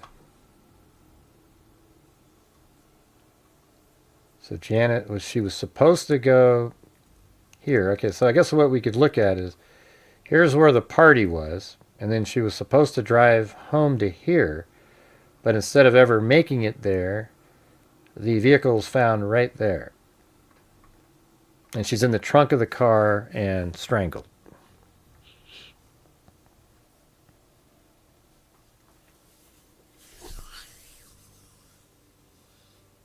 Her body was found Wednesday by her husband and sister. That's kind of, isn't that a little weird too? Yeah, let the husband and sister find her. The party was held at that house I just showed you, 1328 Rutledge. Mrs. Shanahan left the party at 11:30 p.m. Sergeant Carley said Shanahan and Mrs. Vanderoyd had been looking for the car. They found it early Wednesday morning near a lumber mill on Cross Road. Mill workers told police the car was abandoned in a ditch, probably between 1 a.m. and 6 a.m. Tuesday at about 9:40 a.m. Wednesday. They saw Shanahan open the trunk and step back crying. Sergeant Carley said Shanahan and his sister-in-law left to find a phone to call police. Meanwhile, a mill employee called police and reported what he thought was a traffic accident. Shanahan called home to headquarters when the same time a patrol car arrived at his house, or arrived at the scene, excuse me. He said her body was fully clothed and there were no indications that the victim had been assaulted, sexually assaulted. Now, where would the ditch be? I mean, you can tell that's a lumber mill still, you know. I don't know if it was like, maybe there's an around the corner. Maybe that was kind of a ditch. That does look sort of like it drops off. Maybe that fence wasn't there.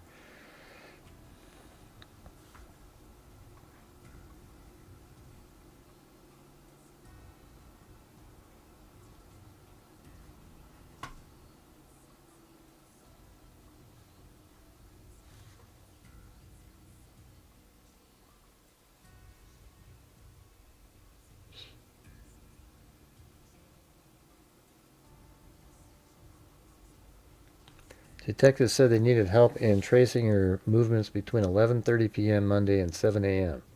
That's why surveillance cameras are good, but they didn't have them back then. They asked anyone who saw her or her 1951 green Plymouth coupe during that time.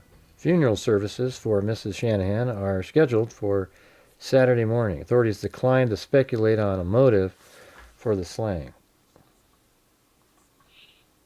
And we got, that was the 26th of April and the 30th.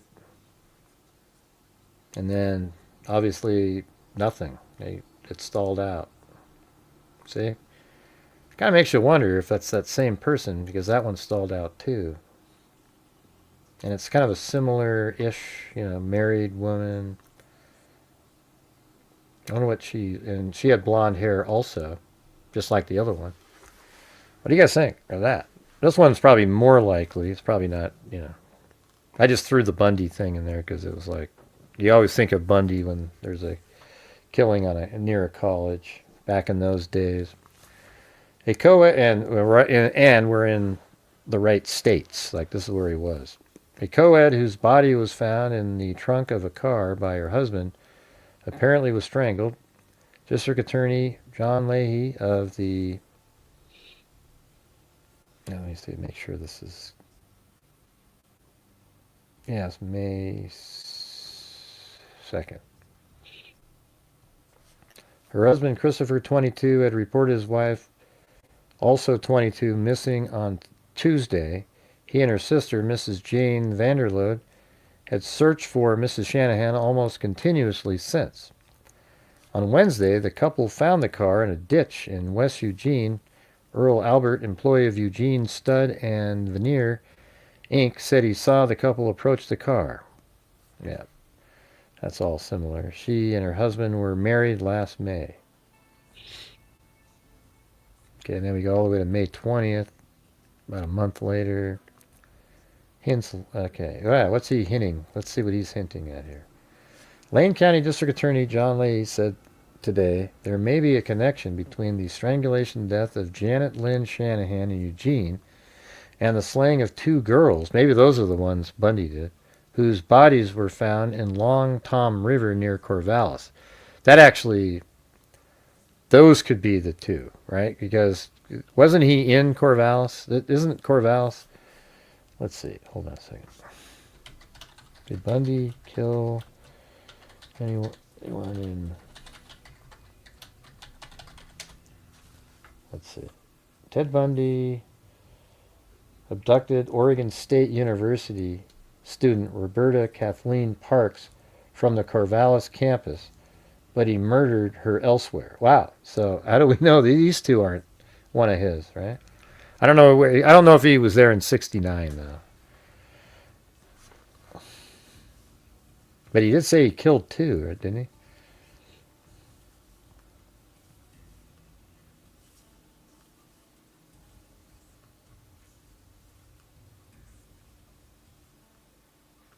And whose bodies were found in the Long Tom River. But Leahy said the only current connection is that all involved strangling of young women. He didn't strangle people, though, most of the time. He beat them. About the same age. He would not elaborate. The body of Mrs. Shanahan, 22, a University of Oregon student, was found April 24th in the trunk of the family car in the West Eugene area. Well, who are these other people, though? Meanwhile, Benton County authorities conducted a door-to-door investigation in the southern Benton County seeking clues to the strangulation death of Linda Sally, 22, of Beaverton. And, okay, let's see if they've ever did those. Who killed Linda Sally Salee and Karen Sprinker?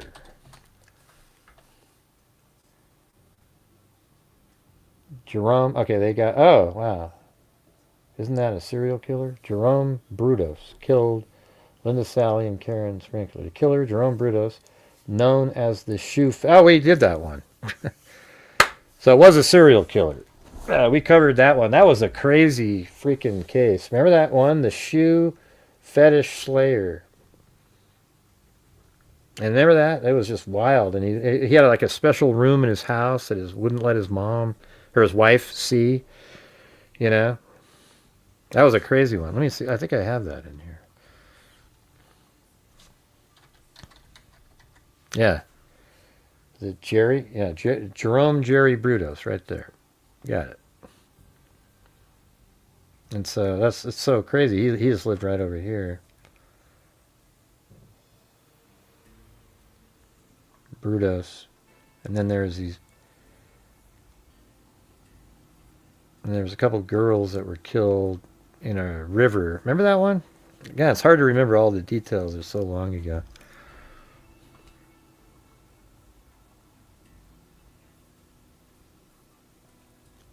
His home is right here. That's where he lived. A serial killer right there in the corner. And then Karen Sprinkler lived there.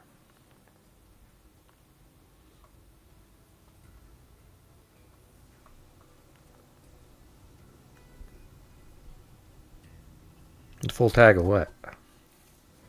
I don't know.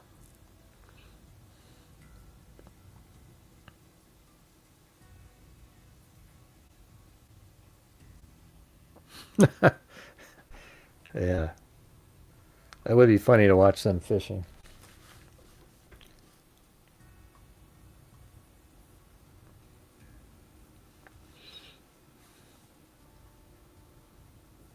Yeah. I'm not sure where that case is right now. All right, let me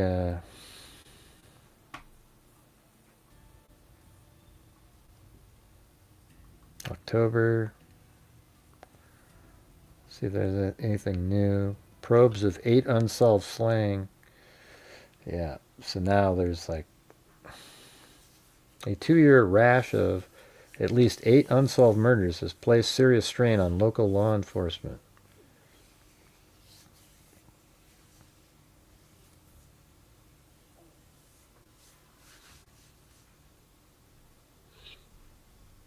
Yeah. Oh, man. I know it's hard to focus when my stomach and everything. It's like, oh, wow. Which one are you talking about, Haley, when you say that? I don't know what the full tag is. I just found a folder that I had.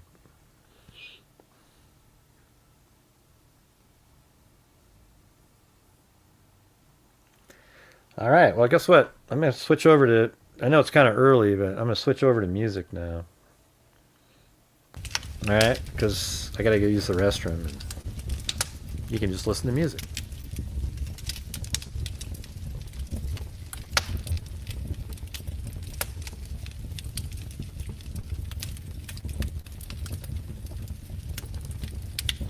You guys mind?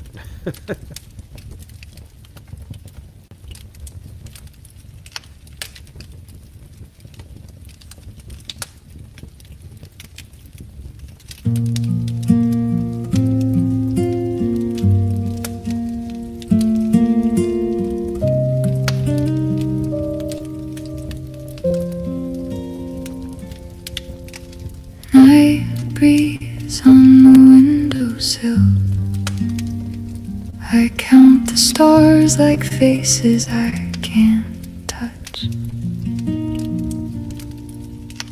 Morning folds its map across the room. I trace the places where your laughter used to be. Coffee cools beside the photos on the shelf. I wonder which road took the best of you from me. Shadows keep the questions that I can't unlearn.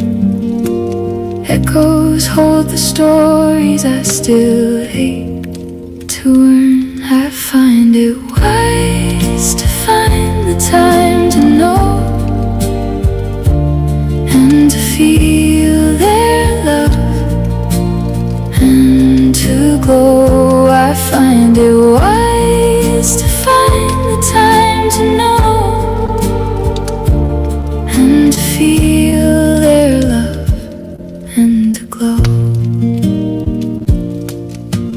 Letters in the corner smell like distant rain. Names in my pocket are maps I never read. I talk to empty chairs and wait for answers back, wishing on the corners of a life I can't retrieve. If memory's a river, I keep diving in. the little truths you left inside my skin. I find it wise to find the time to know and to feel their love and to glow. I find it wise to find the time to know and to feel their love and to glow. Maybe they're under all the quiet that I fear. Maybe they're humming in the songs I still hear. I close my eyes and reach through the distance and the years to hold the peace of all the people I held dear.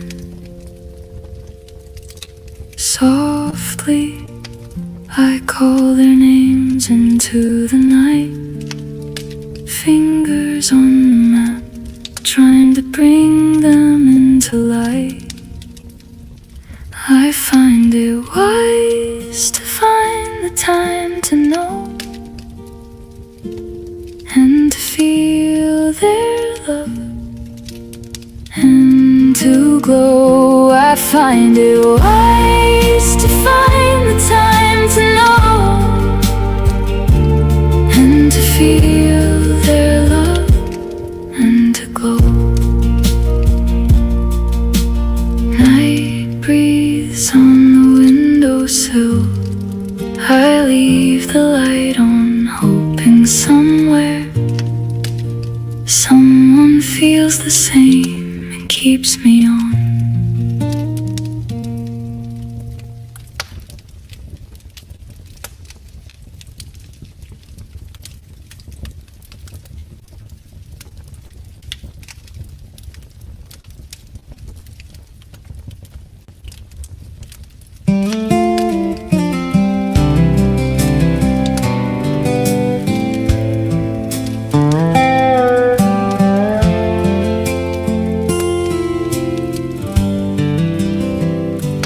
Parked my ride outside of Marty's Bar and Grill.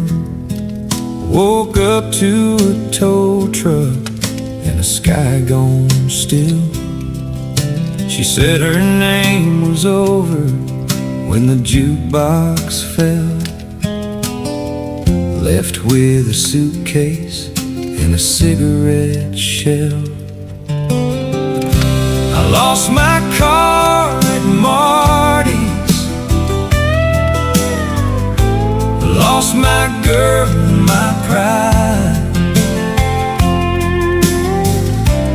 lost my wallet, lost my phone, nothing left on my side.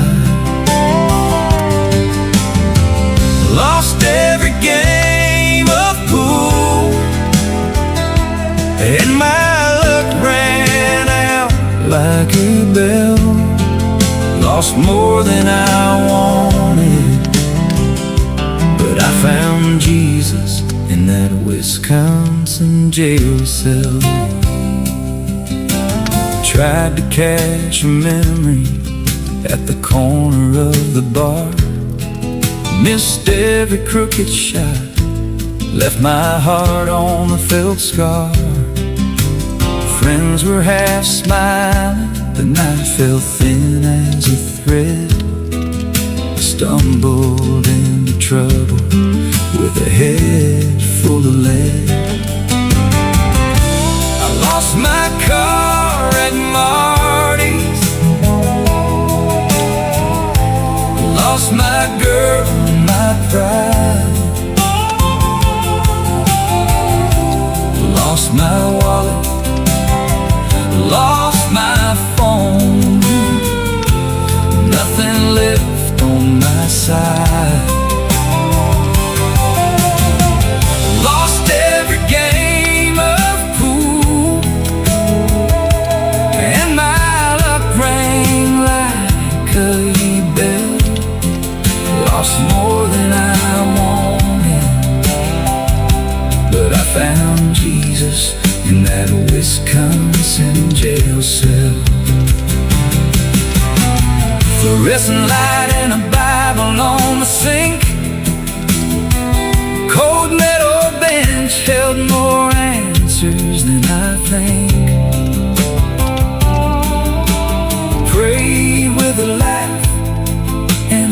cigarette smell. Redemption came quiet in a county hotel. I lost my car at Marty's, lost my girl and my pride, lost my wallet, lost my phone, nothing left on my side. Lost every game of pool, and my luck tolls like a bell. Lost more than I wanted, but I found Jesus in that Wisconsin jail cell. Parked my old mistakes by Marty's neon swell. Lost a lot on the way, but I found something to tell. Lost every game of pool, but I found grace where sinners dwell. Lost my way in the cold and found Jesus in that Wisconsin jail cell.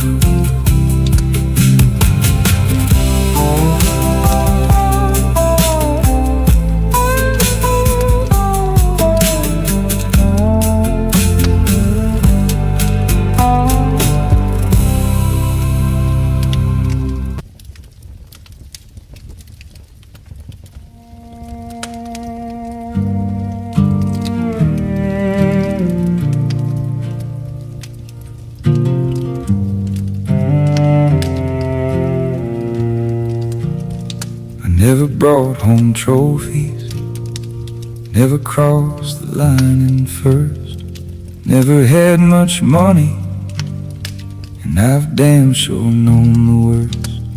I spent half my life believing some men just weren't born to win. But looking back across these years, Lord, how fortunate I've been. Every road I thought I lost on was just leading me to you. And the one thing that I got right was the one thing I could never do. I never wanted anything, but somehow I won your heart. A woman I never deserved, loved me right from the start. I never held a winning hand, never knew where I fit in. But if loving you was all I want, I'd live this life again. I never wanted anything, but how fortunate I've been.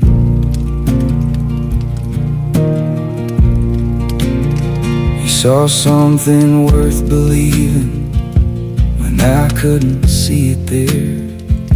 You stood beside the broken parts like they were yours to share. Through the nights I came home empty, through the dreams that disappeared, you never made me feel like less for every wasted year.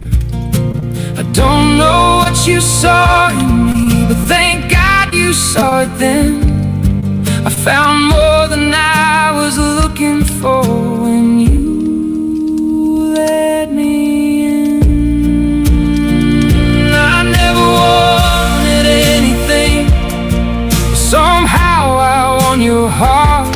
A woman I never deserved, loved me right from the start. I never held a winning hand, never knew where I fit in. But if loving you was all I want, I'd live this life again. I never want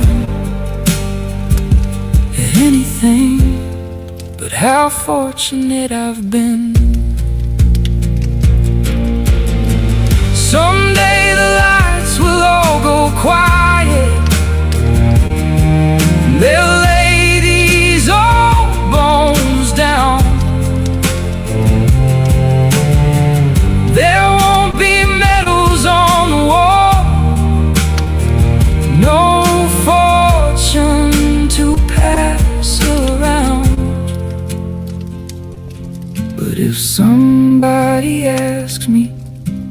best thing ever was. I'll say she gave her heart to me when I hadn't earned her love. I never wanted anything, but I want more than I knew. I got a lifetime with a woman I never quite deserved like you. And when the years have taken everything and my last day finally ends, you'll still be the one thing in this life I never will forget. I never wanted anything, never knew the taste of fame, but fortune smiled the day you looked at me and decided you would stay. If heaven keeps a record of where every man has been, mine will say he never won much, but Lord, how fortunate he'd been. I never wanted anything, but somehow I won you. And if that's the only prize I ever held, it's more than I was due.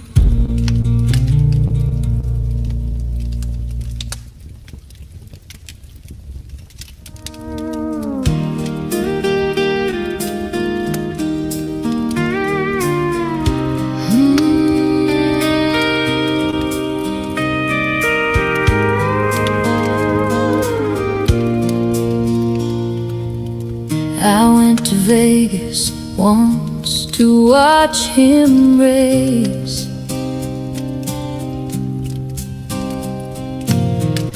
Bought a jacket for the cold night pace.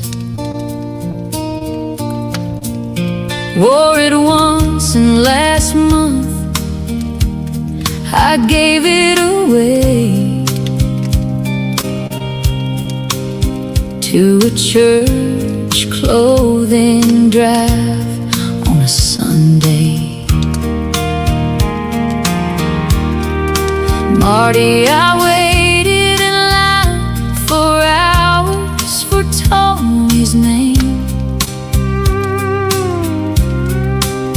Held a ticket like a talisman in the rain. Kyle Busch was such a great driver, I rooted hard for him. I cheered before he left the scene, before he passed away. I used to watch NASCAR when the lights were young Jeff Gordon and Jimmy Johnson, learning how to run, racing in my blood, engines under the moonlight, heart in the stands, under neon and tire light. Husband loved Gordon, but my heart was racing free for Bobby LeBon and Tony Stewart beside me. Sterling Marlin sparked the wreck that took out Earnhardt that day. So he didn't sit easy in the stories that we say. We argued over numbers and who crossed the line first, but the roar was our language, the track was our church. Memories like burned rubber stick to my palms, old helmets, autograph ghosts, and those lucky charms racing in my blood, engines under the moonlight, heart in the stands, underneath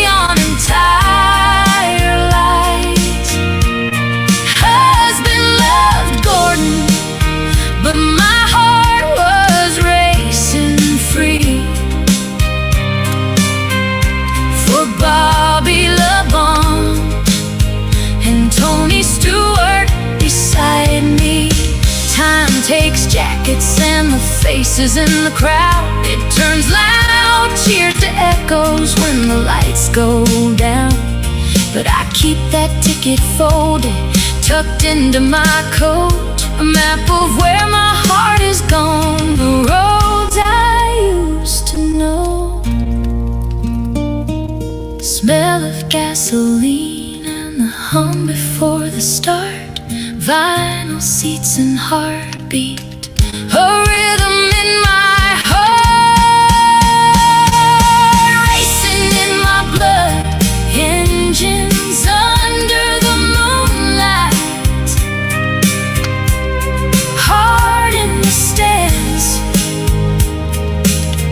under neon and twilight. Husband loved Gordon, but my heart was racing free for Bobby LeBond and Tony Stewart beside me.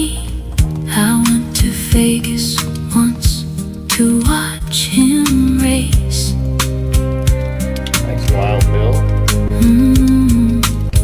I went to Vegas once to watch him race. All right, I'm gonna do the new song. Yeah, that's the one Heather Miller wrote a poem.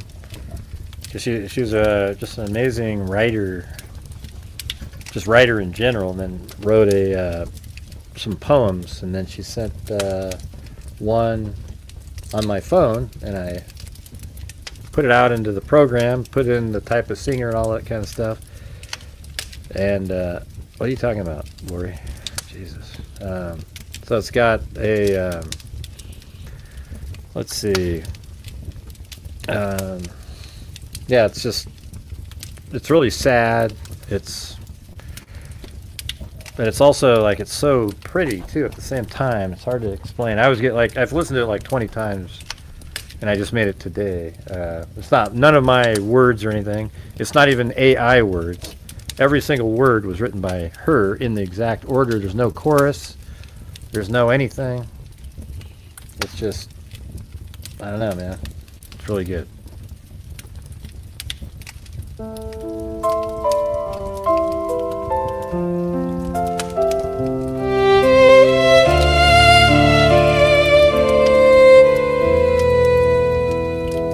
I used to care if you hated me. It left me in despair. Now I'm aware that you traded me to love that isn't there. Just tricking while betraying me is codeless and unfair. This hand-picked life sedating me that leaves us unaware, and blindly trying to chase this dream supplies its tropes and wares, inspiring while behaving me, while lying that it shares. Hopes I don't find it's playing me, defiling as it tears the hope inside it gave to me, while time will never care. Compliant while it takes from me the time I'd left to bear. Its lying eyes amazes me. reminding no one cares. And quite defiant, it makes me see I'm dying in this chair. This life of mine, it made me lead this mime within the mirror. Behind the grinds, as I take a seat, a driver ill-prepared, unkindly now, it's taking me into the lion's lair.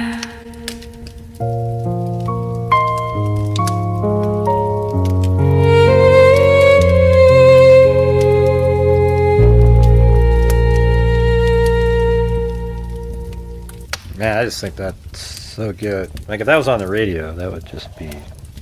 Man, that was so amazing.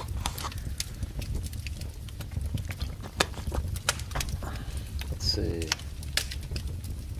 I don't know what song that is you're talking about. Rain and Rust? Oh yeah, that's the... You mean the... Not being able to move on? Isn't that, Eyes Below Ears? How's that one? No, that's... Hold on a second. Home. Does it start off like that? No, that's not it. What's the song? Isn't that, I Never Learned? Is that it? I don't know.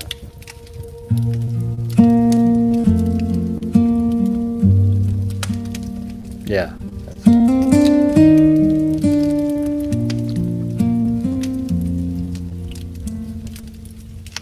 The street still smells like rain and rust. Look at these comments that people make when they come in. What the hell, Gray? You will never not go live. You used to have a channel of expertise. This is garbage. In the amount of viewers as a stat. Yeah, I don't. You know, people don't watch this stuff. You know, I did a whole show for 2 hours. You dipshit. On cases, you weren't here. You just got here, you fool. All right. There were more people here earlier. Not a lot, because it isn't a popular case. God, you're such losers. Why would you bother showing up to bother somebody? You know? Your jacket on the chair, your name and dust. I've never had 500 people. Never had 500 people. Ever. And the man with empty eyes took Hey, way to go, mods, though. Way to jump on that person. That was great. Way to get that.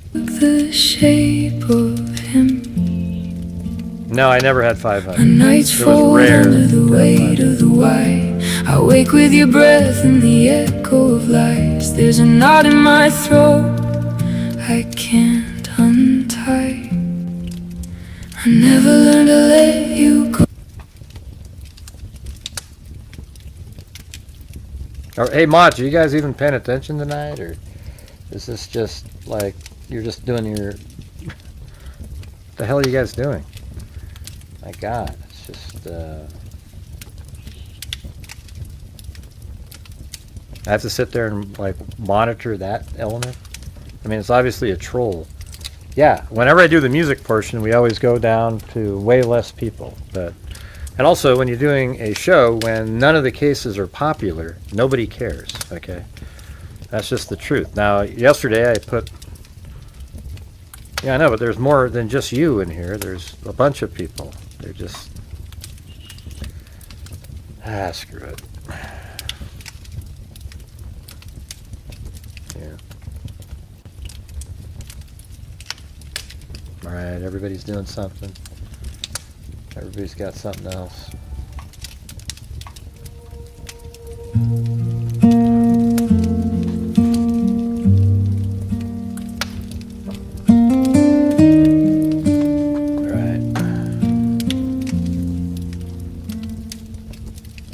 The street still smells like rain and rust. Your jacket on the chair, your name and dust.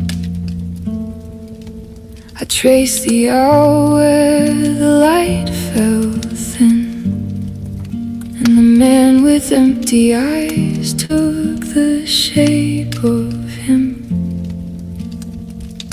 My nights fold under the weight of the white. I wake with your breath and the echo of lies. There's a knot in my throat I can't untie. I never learned to let you go. I never learned to let you go. I never learned to let you go. I never learned to let you go. I never learned to let you go. I never learned to let you go. I never learned to let you go. The neighbors say the sirens left too soon. They whisper of a price beneath the cold moon. I keep your pictures in the drawer like sin, folded pages of the love that should have been.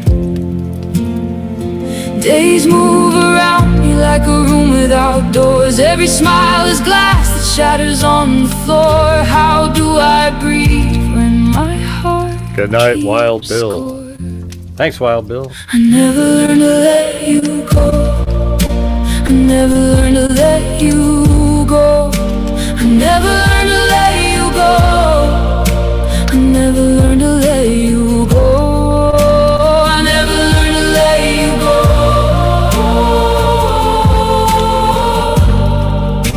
I never learned to let you go. I never learned to let you go. I pray sometimes and my hands feel thin. I ask the sky why evil took him. If mercy is a river, why does it run dry? I stand here asking God if he hears my cry. I keep your name like a stone in my mouth. I keep your name like a stone in my mouth. I keep your name like a stone in my mouth. I keep your name like a stone in my mouth. I keep your name like a stone in my mouth. I keep your name like a stone in my mouth. I never learned to let you go. I never learned to let you go. I never learned to let you go. I never learned to let you go. I never learned to let you go. I never learned to let you go. I never learned to let you go. Maybe I'll learn to carry you softer with time. Maybe faith will stitch the wound that's mine. Till then I walk with the shadow you left on my soul, praying to God to teach my hands to hold.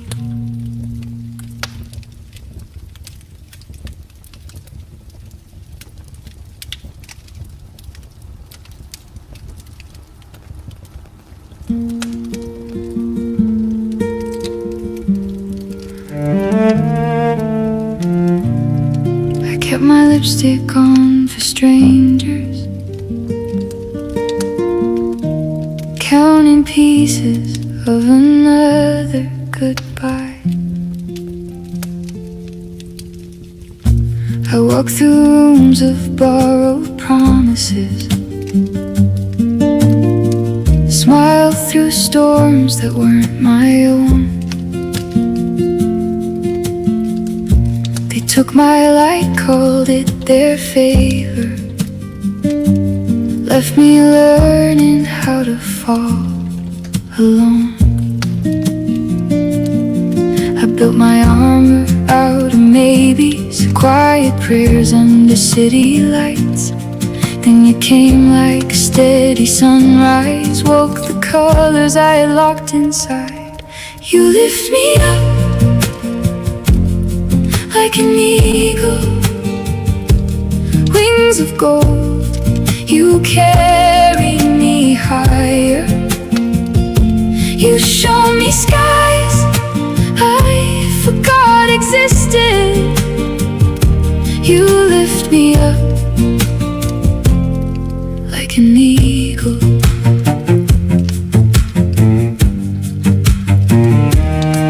Like an eagle.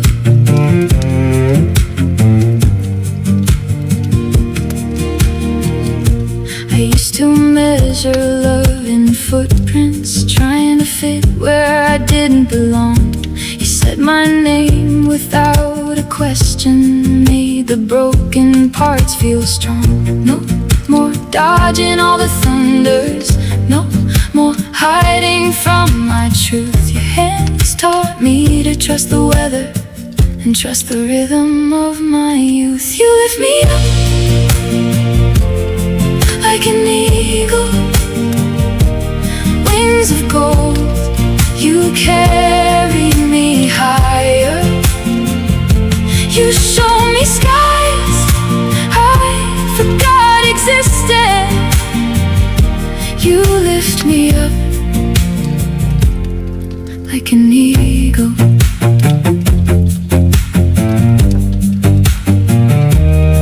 Like an eagle.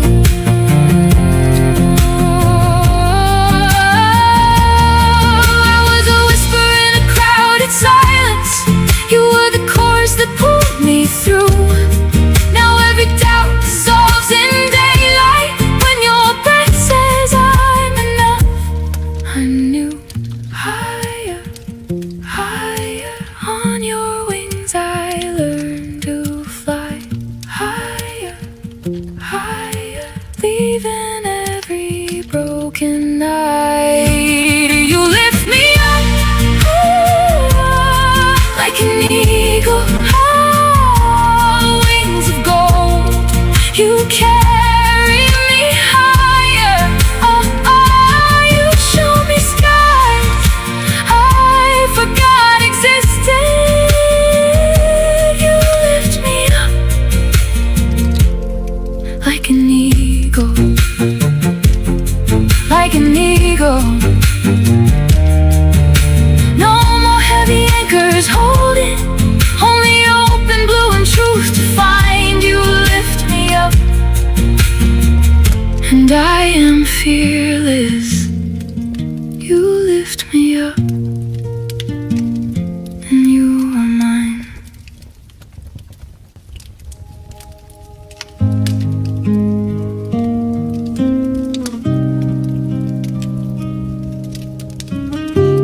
Oh, thanks, Marty. Yeah, we'll see how it goes, I guess.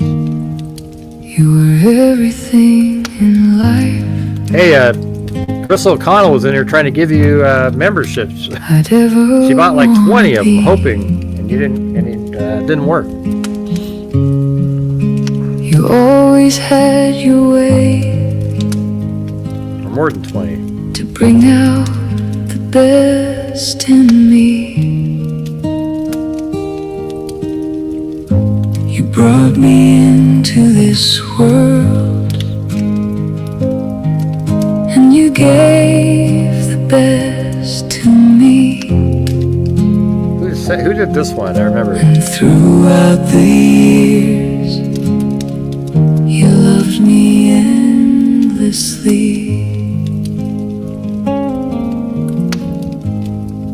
I miss you so much, more than you will know.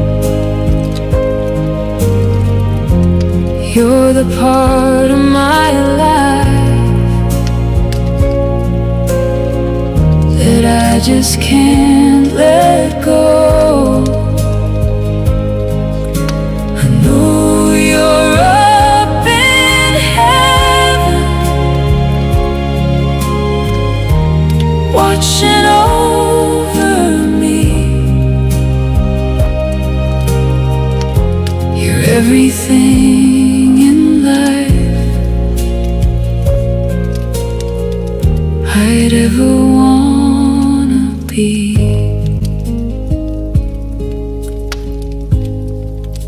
You know, sometimes I cry, and you know, sometimes I pray. I thought you'd last forever and never go away. But now you're up in heaven, and you're smiling down on me. There's no more deserving place that I'd want you to be.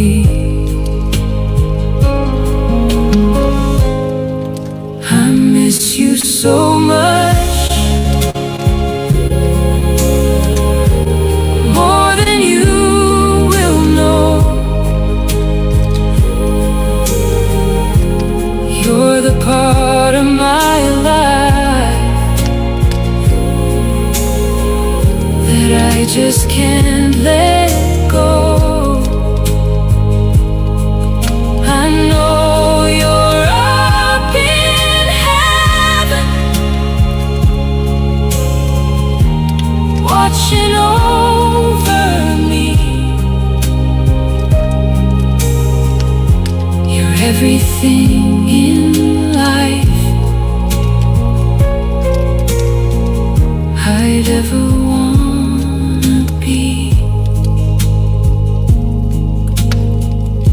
You're everything in life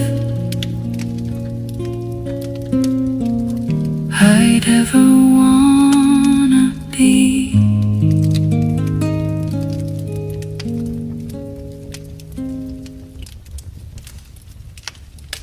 All right. Now I put your name on the song on the right, so I'll always.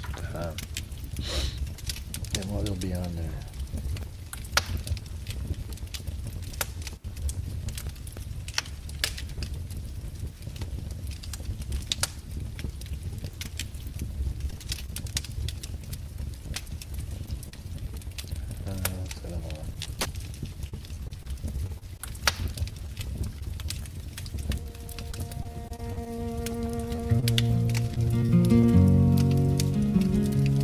In the hush where the streetlights bend, shadows breathe and the night pretend.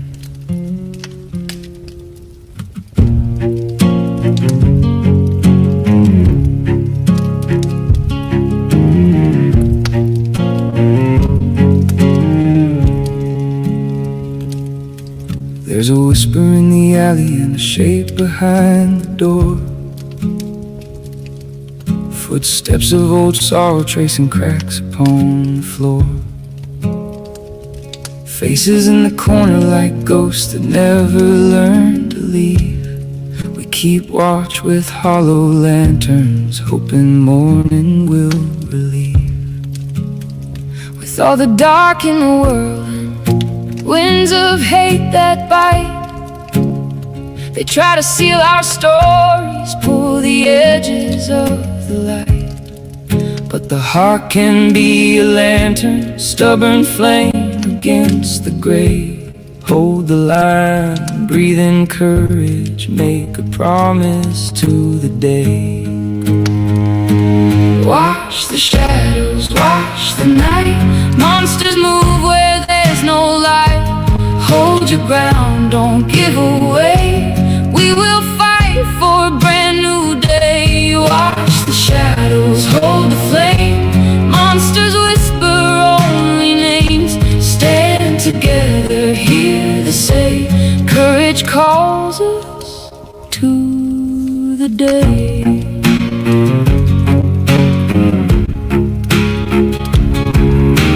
Children of the midnight keep a map upon their skin, marking where their fears begin and where the daylight ends. Some are born to wander through the dark and learn to steer. Some need hands to steady someone brave enough to hear.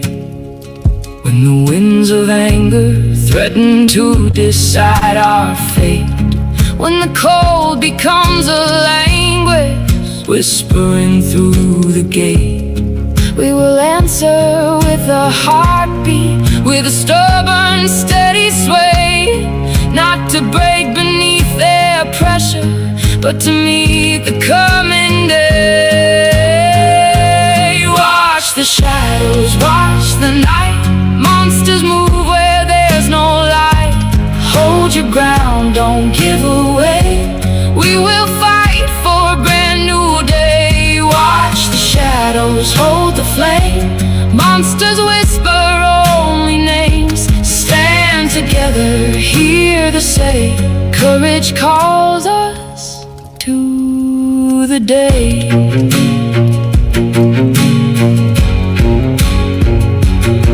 In the quiet we remember every promise ever made, that the dawn will come and gather every fear that we have laid. Bring your scars and bring your story. Let the morning sweep the stain. We are more than what is broken.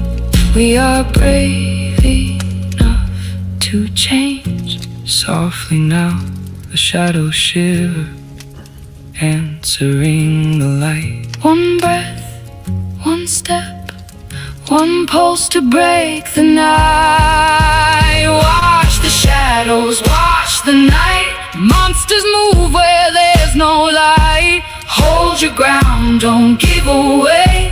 We will fight for a brand new day. Watch the shadows, hold the flame.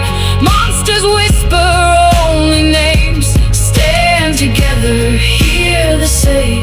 Courage calls us to the day. Keep your lantern close and steady as you find your way. There are monsters in the shadows, but there's courage for the day.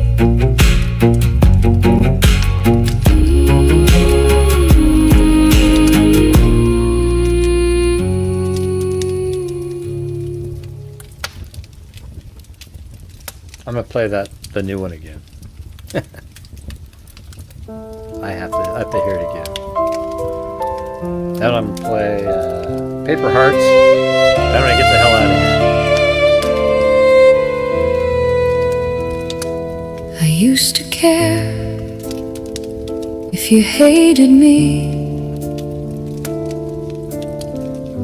It left me in despair. Now I'm aware that you traded me to love that isn't there. Just tricking while betraying me. It's hopeless and unfair. This hand-picked life sedating me, that leaves us unaware, and blindly trying to chase this dream supplies its tropes and wares, inspiring while behaving me, while lying that it shares. Hopes I don't find it's playing me, defying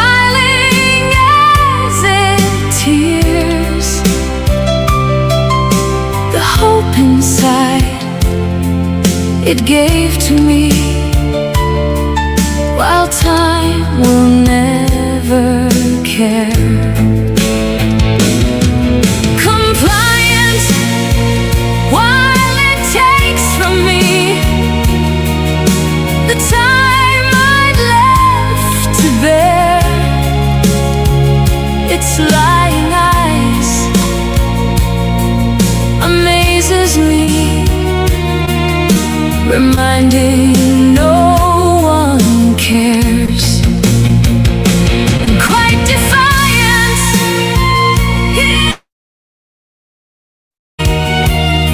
I'm dying in this chair. This life of mine, it made me lead this mime within the mirror. Behind the grinds, as I take a seat, a driver ill-prepared, unkindly now, it's taking me into the lion's lair.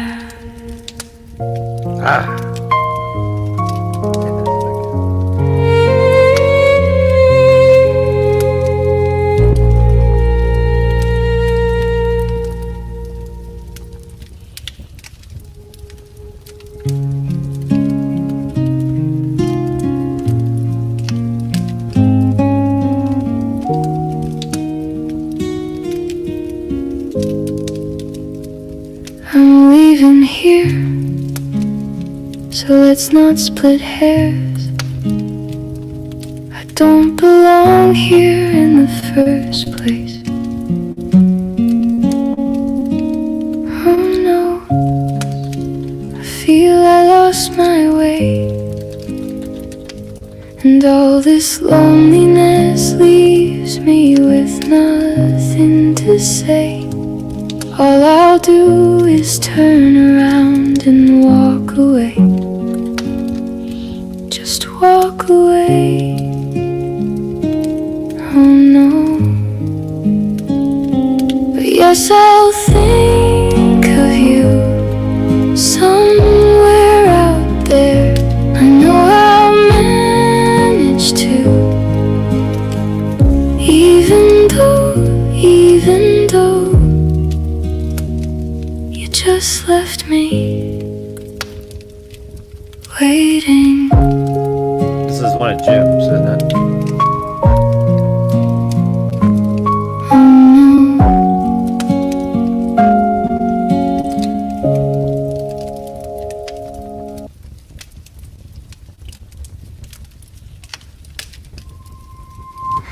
Soft hairline, thread of silver light, a breath, a hush, and then the night.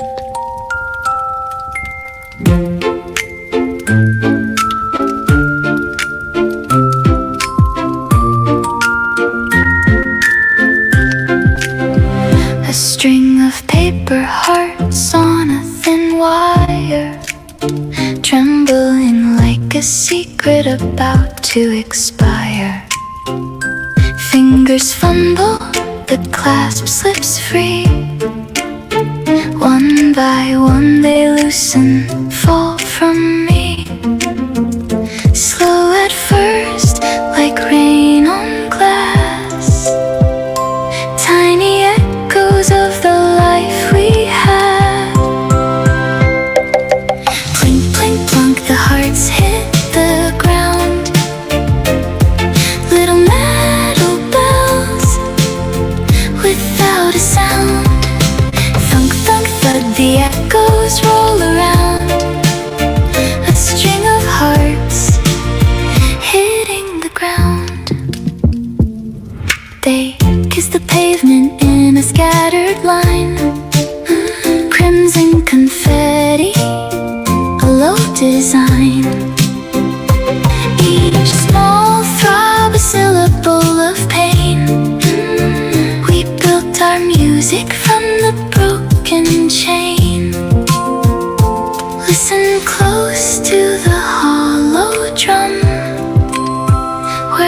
every tenderness has come undone. Plink, plink, plunk, the hearts hit the ground. Little metal bells without a sound.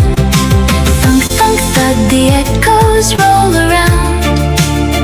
A string of hearts hitting the ground. Shiver of silver, a clatter of hope. Tiny dominoes that tumble and elope. Underfoot, the chorus finds its mouth, turning all our ornaments into south. Clink, clink, clink, the hearts hit the ground. Little metal bells without a sound. Thunk, thunk, thud, the echoes roll around. A string of hearts hitting the ground. One last plink, a last soft sigh. The string is empty under the sky.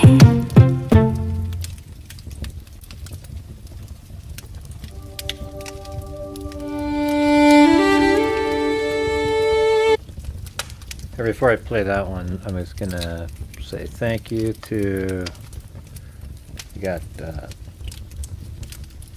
Timothy Cecil and Marty showed up on the coffees there, and then we have Kami, Chris O'Connell, gifted 10, Kami there, and then Wild Bill Wassman, Chris O'Connell, and Haley, then Chris O'Connell gifted 5, then we had Carson Hockey Fan Club, then Wild Bill Wassman, Whiskey Boots, Tracy Von Brott, then Chris O'Connell again, then Joel Burnt, Wild Bill Wassman, Joel Burnt, Wild Bill Wassman, Chris O'Connell, Wild Bill Wassman, then Chris O'Connell gifted 5, 10, 25 memberships to try to get Marty to get one, but he didn't get one. Then Wild Bill Wassman, Haley, then we have Haley there, then Wild Bill Wassman, and Wild Bill Wassman. So thank you guys, really appreciate it.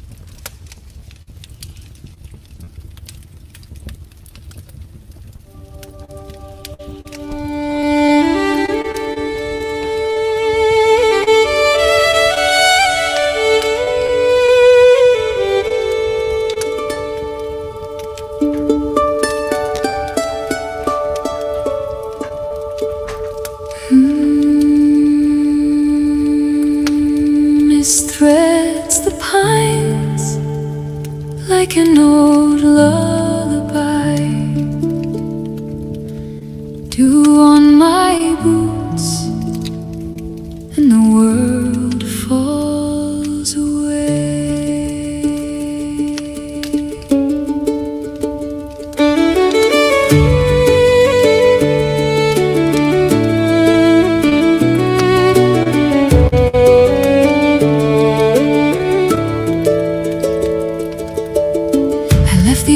Streets and their hollow light, followed a ribbon of moss where the foxes hide. Stone by stone I built myself a small quiet life.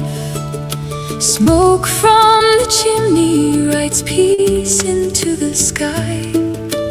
Lantern of moon guides me where the air is kind. Songs of the stream wash the static from my mind. In the deep wood I lay my burdens down. In the deep wood I trade the thorns for crown. By oak and by fen I hear the old earth sound. In the deep wood I lay my burdens down.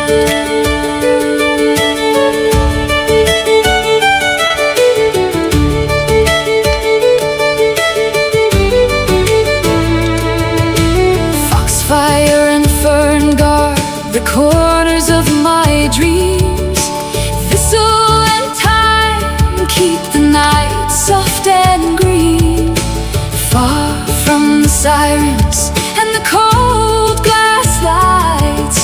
Here every heartbeat answers the cradled night. Wind through the branches speaks in low, true tones. Roots hold the memory that I call my own. In the deep wood I lay my burdens down. In the deep wood I trade the thorns for crown. By oak and by fen I hear the old earth sound. In the deep wood I lay my burdens down. If the world comes knocking with thunder and flame, I will reply with a trail of fire flying names. Hey, thanks, Haley. Love you too. Love you too. But a steady return to the greenlit circle where the soft heart learns. The whistle and heartbeat like rain on a roof. Breath of the wild. I put that on there for fun. I have a sound effect right there. In the deep wood I lay my burdens down. And that Penelope, she can sing everything. In the deep wood I trade the thorns for crown. By oak and by fen I hear the old earth sound. In the deep wood I lay my burdens down. Morning will find me with lichen and song, safe from the shadows where the sorrows belong.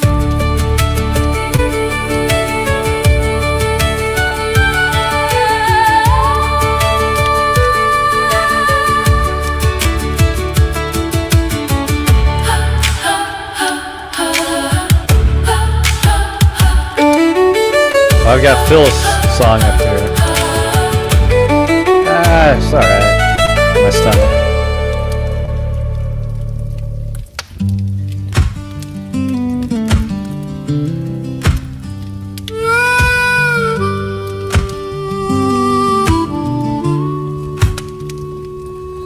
Survival of the fittest, with long darts and click-clacks. We ran like kings and fools. Oh, I think it was all you got. Sunburned, crooked backs, drinking water from the garden hose, cold on blistered skin. Summer stretched like open roads where every dare could win. I wanna be a kid for a day, laughing loud and unafraid. I wanna ride those back roads again, let the memories parade. I wanna be a kid for a day, nothing more to owe or say. Take me back just for a little while, let me be a child for a day.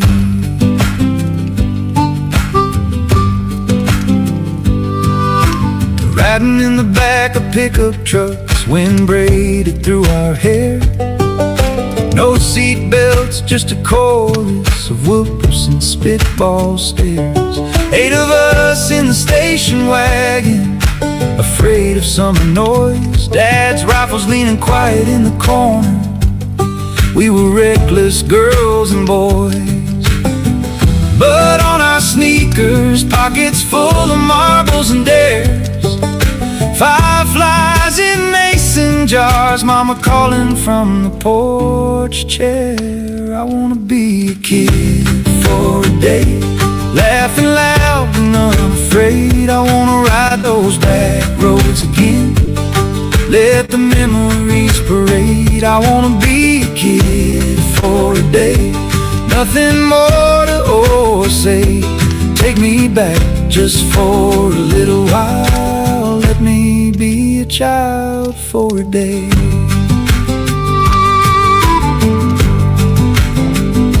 If I could fold the years like paper planes and send them crash them through the present and land safe in yesterday. Trade my steady heartbeat for the stomps of bare feet on the floor. Swap my careful evenings for that open-handed roar. I wanna be a kid for a day, laughing loud and unafraid. I wanna ride those back roads again, let the memories parade. I wanna be a kid for a day, nothing more to love or say. Take me back just for a little while, let me be a child for a day. One more garden hose sip, one more sunset on a replay, one more tumble in the back of life, one more kid for just a day.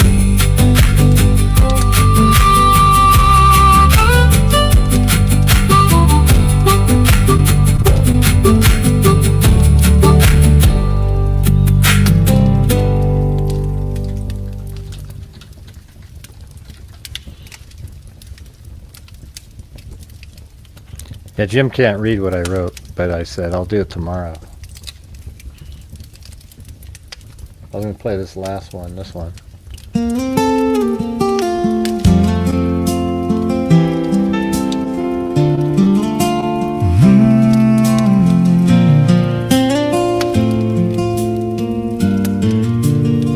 Well, I never read the manual, but I know just how it works.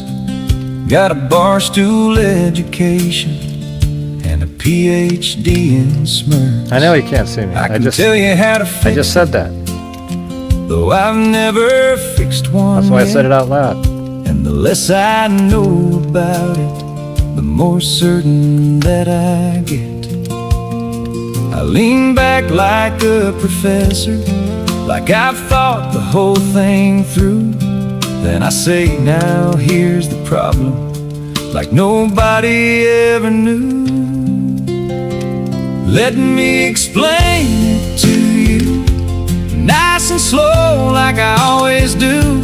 I'll talk out loud with conviction till my guess starts sounding true. Silence may be golden, duct tape may be silver too, but if there's one thing I was born to do, let me explain it to you. My girlfriend knows the engine, she can tear one down by noon, but I'm standing there beside her, giving pointers way too soon. I say, honey, that's the carburetor. She says, that's the alternator. I say, yeah, that's what I meant, and somehow keep explaining later. She's got that look that tells me I should probably disappear, but I mistake her silence for a need to volunteer. Let me explain it to you, nice and slow like I always do. I'll talk out loud with conviction till my gas starts sounding true. Silence may be golden, duct tape may be silver too, but if there's one thing I was born to do, let me explain it to you. I mansplain things to Tony every Tuesday down the bar. Politics and women, why his truck won't ever start. He smiles and nods politely, so I figure I'm getting through. Turns out Tony doesn't speak English, so he ain't got a damn clue. But that has never stopped me. Hell, it might improve the show, 'cause a man sounds like a genius when nobody tells him no. Didn't we already play Keep Rising? Granddad had a saying that he swore was tried and true. You'll get more with a kind word than a mean one thrown at you. Then somebody added something with a little darker fun. You can get more with a kind word and a gun than just a kind word alone. Now I'm not recommending that philosophy to you. I'm just passing on the wisdom like us experts always do. Silence is golden, duct tape is silver. My mouth keeps running like an old moonshiner still. I've got facts I never checked, opinions nobody sought, and enough confidence for 10 men with approximately half a thought. Let me explain it to you, even though you already knew. I'll interrupt your explanation, then repeat it back to you. Silence may be golden, Lord knows I could use some too. But I've got one more thing to say before this conversation's through. You're probably right. Yeah, I'll give you that. But let me explain why I agree with you. Tony raised his glass and smiled. I said, see, he knows I'm right. Tony looked across the bar and said, Alguien habla español tonight.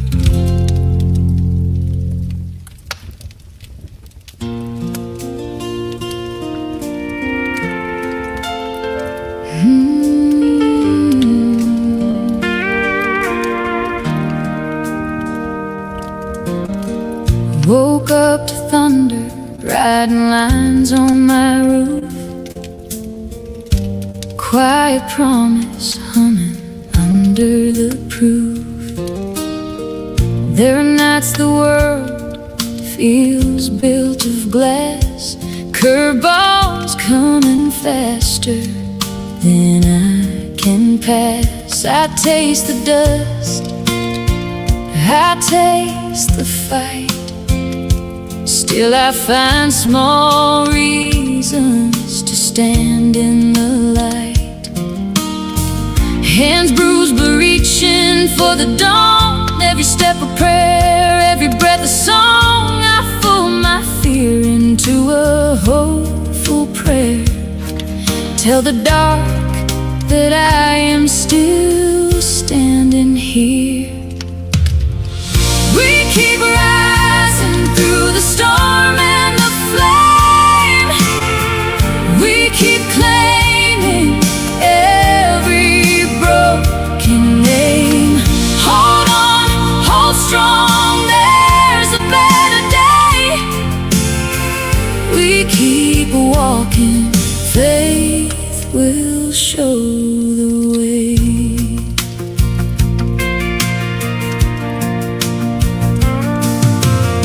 Streets of doubt tried to map my steps.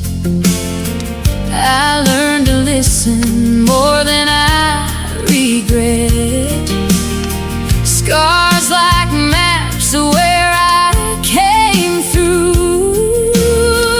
Lessons sewn into the skin that grew. I bend but I do not break in the rain. Find the rhythm in the echo of pain. Hope is quiet, steady as a drum, telling me that morning always comes. We keep rising through the storm and the flame.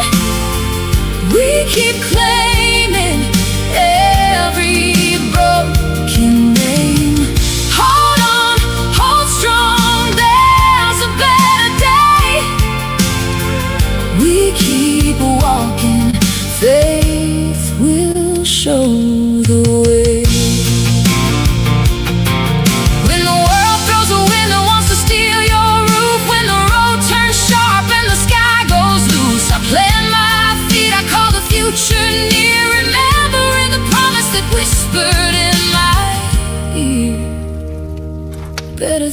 things ahead, like a light at the seam. Better things ahead, I had to take off for a minute. like waking from a dream. We keep rising through the storm and the flame. We keep claiming every broken name. Hold on, hold strong, there's a better day. We keep walking, faith will show the way.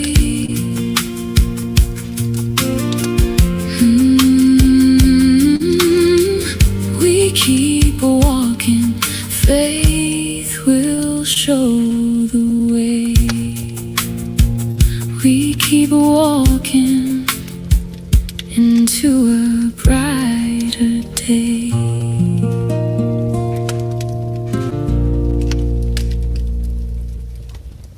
Wow. I haven't played this one in a while. This one was kind of cool.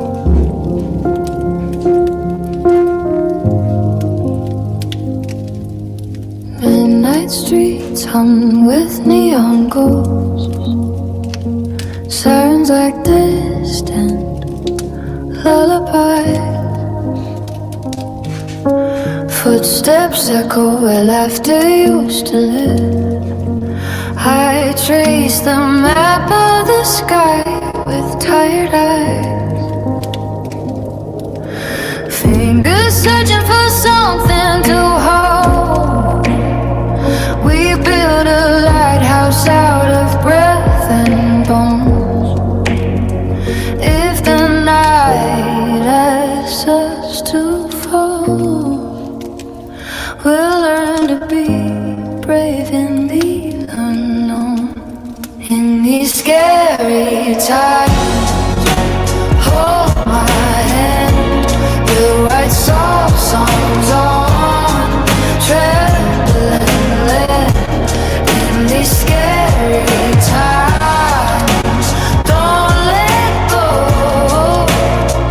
We will sing through the low.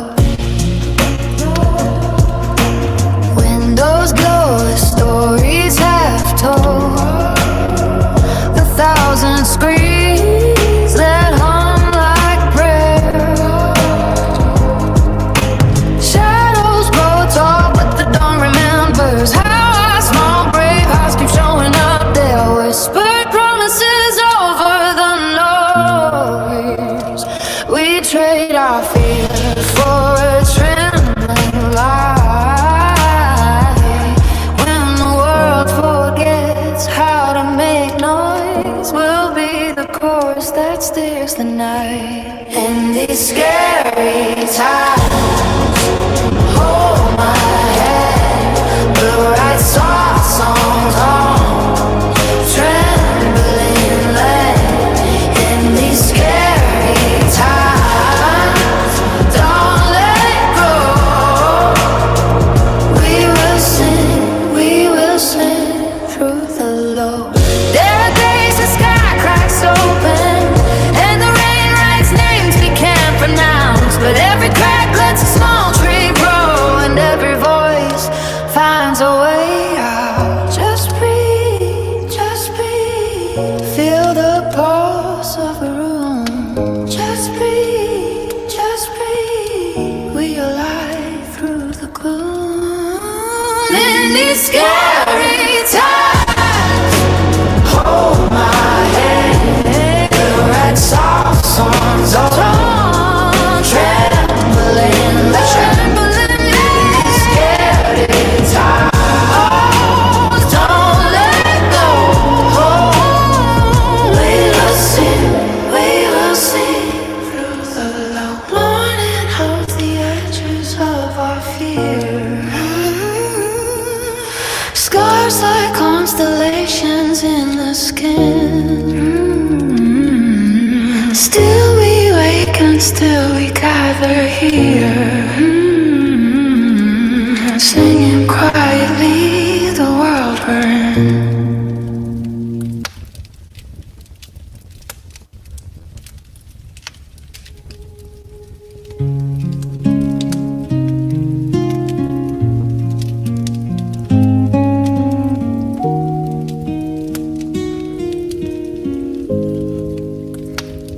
I'm leaving here, so let's not split hairs. I don't belong here in the first place. Oh no, I feel I lost my way, and all this loneliness leaves me with nothing to say. All I'll do is turn around and walk away. Just walk away. Oh no. But yes, I'll think of you somewhere out there. I know I'll manage to. Even though just left me waiting.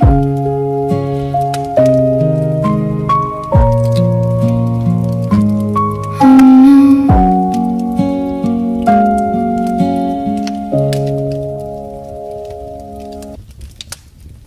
no.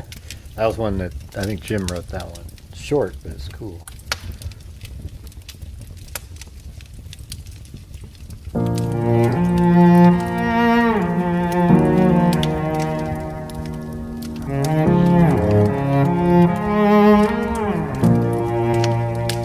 You've been carrying the weight so long, you forgot what it feels like to put it down. Smiling just enough to fool the room, while you're barely keeping both feet on the ground. You tell yourself I should be stronger, like strength means suffering alone. But even the toughest walls can crumble when they're holding up the world on their own. You don't have to hide the answers, you don't have to hide the scars. Sometimes courage is just reaching for a hand there in the dark. Asking for help is not admitting defeat. It's saying I'm still here, I'm still on my feet. It's not waving a white flag, it's raising one up, saying I've had enough, but I haven't given up. When the road gets too heavy, when you've carried too much, there's no shame in reaching out for somebody's touch. Asking for help doesn't mean you're not tough, it means you're refusing to give up.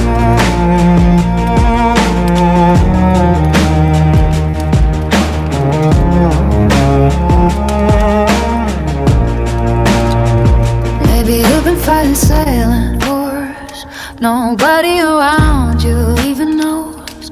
Holding conversations in your head with every feel you never chose.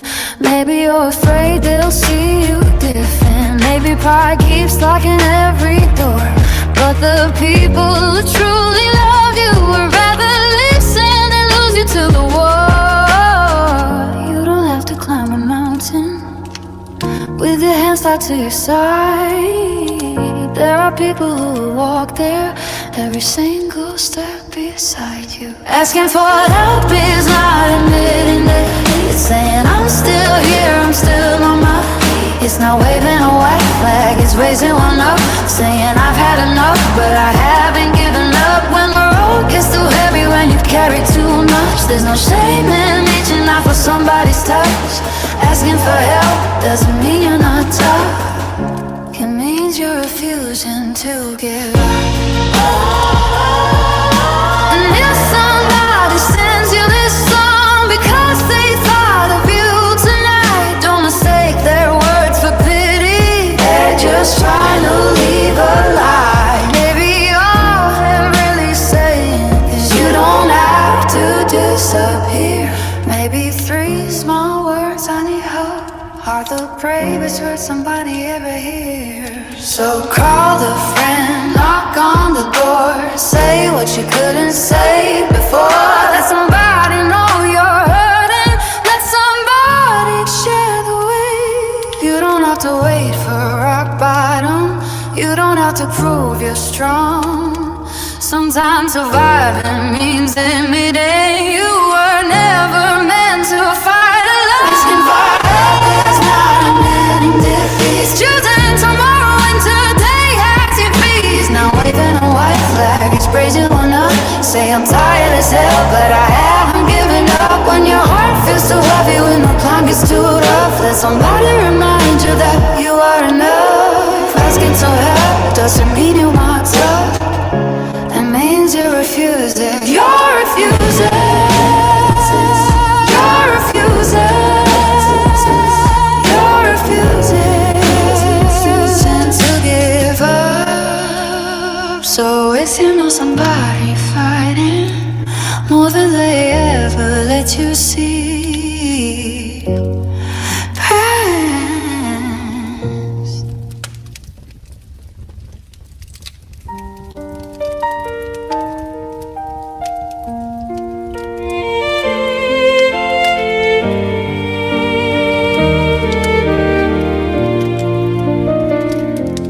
I had this friend from West Virginia. He was loyal, strong, and proud. Then one day, I got this call from Florida. Seems they had to put him in the ground. In the ground, no. Needless to say, the family is all broken up about it. But as for me, I feel the worst for his brothers. His brothers, just knowing there is nothing they can do to change it. Nothing they can do to change it.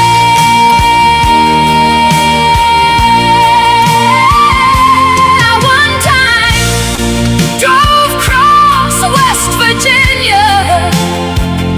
So long, in fact, I can't recall where I was going, but I do know these roads keep going on and on now. On and on now. On and on now.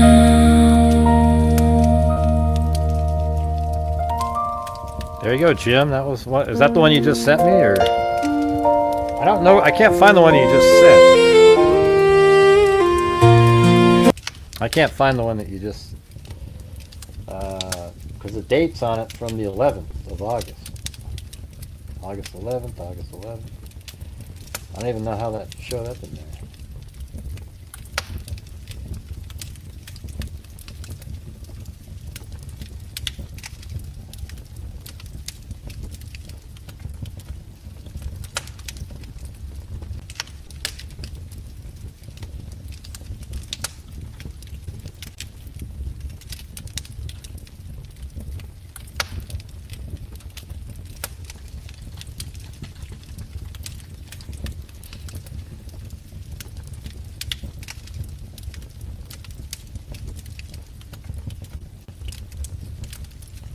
I don't know. I can't find. He said he sent a song, but oh wait, here's one. Is this it? That's one from August 11th. That was it right there. I just did it.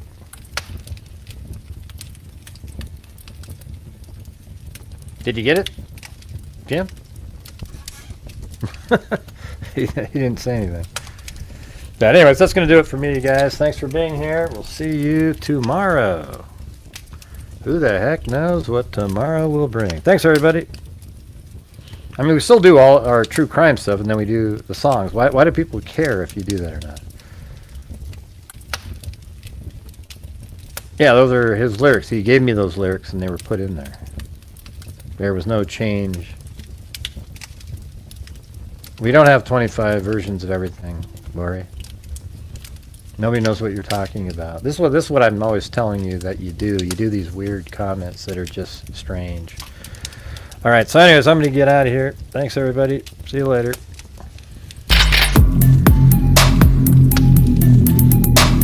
Guess we'll see you guys tomorrow after my procedure.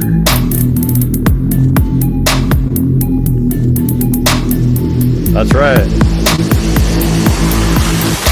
Yeah, wait, Phyllis always reminds me. Yes, thank you, mods. You did miss that one earlier, though. That was pretty shitty, but...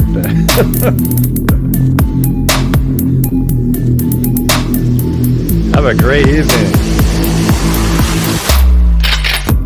I knew Phyllis was in the background there. I even said hi to her in the comments about an hour ago. Anyways, thanks, everybody. Thanks, mods, etc. And, you know... I always think it's fun listening to music. But don't you like that new one, you guys? Come on. I'm going to play the fourth time, one last time for everybody. Just listen to it, really, you know. It's really just for me, but I got to do it again. See,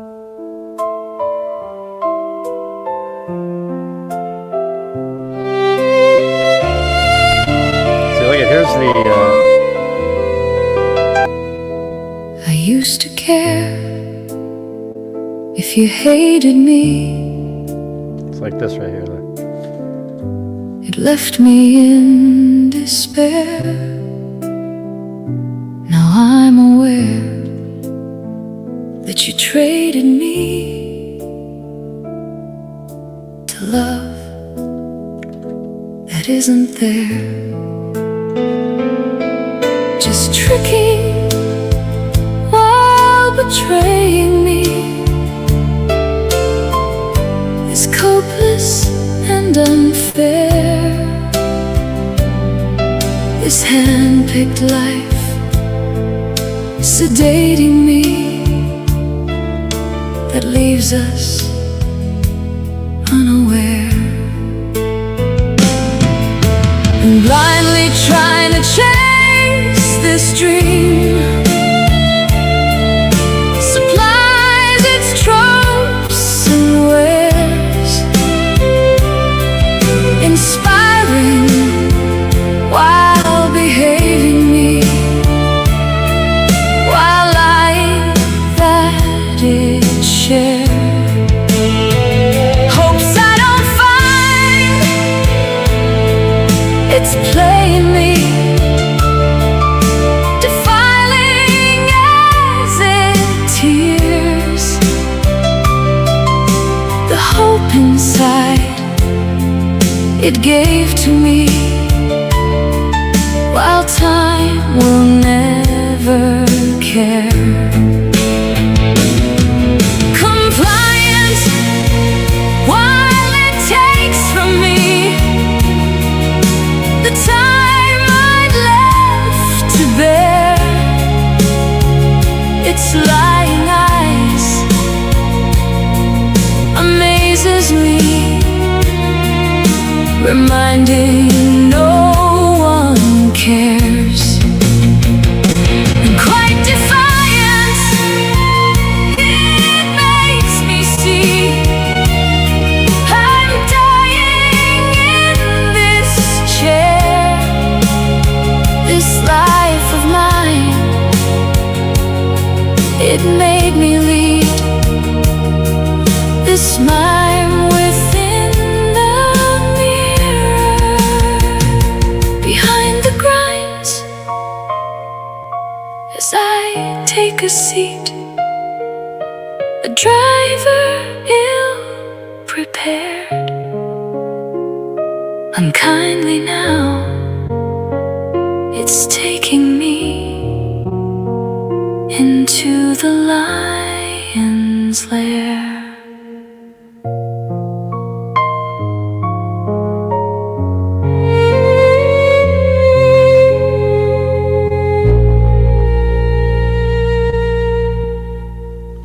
That might be just a song that I like a lot and other people don't. But I think it's an amazing song.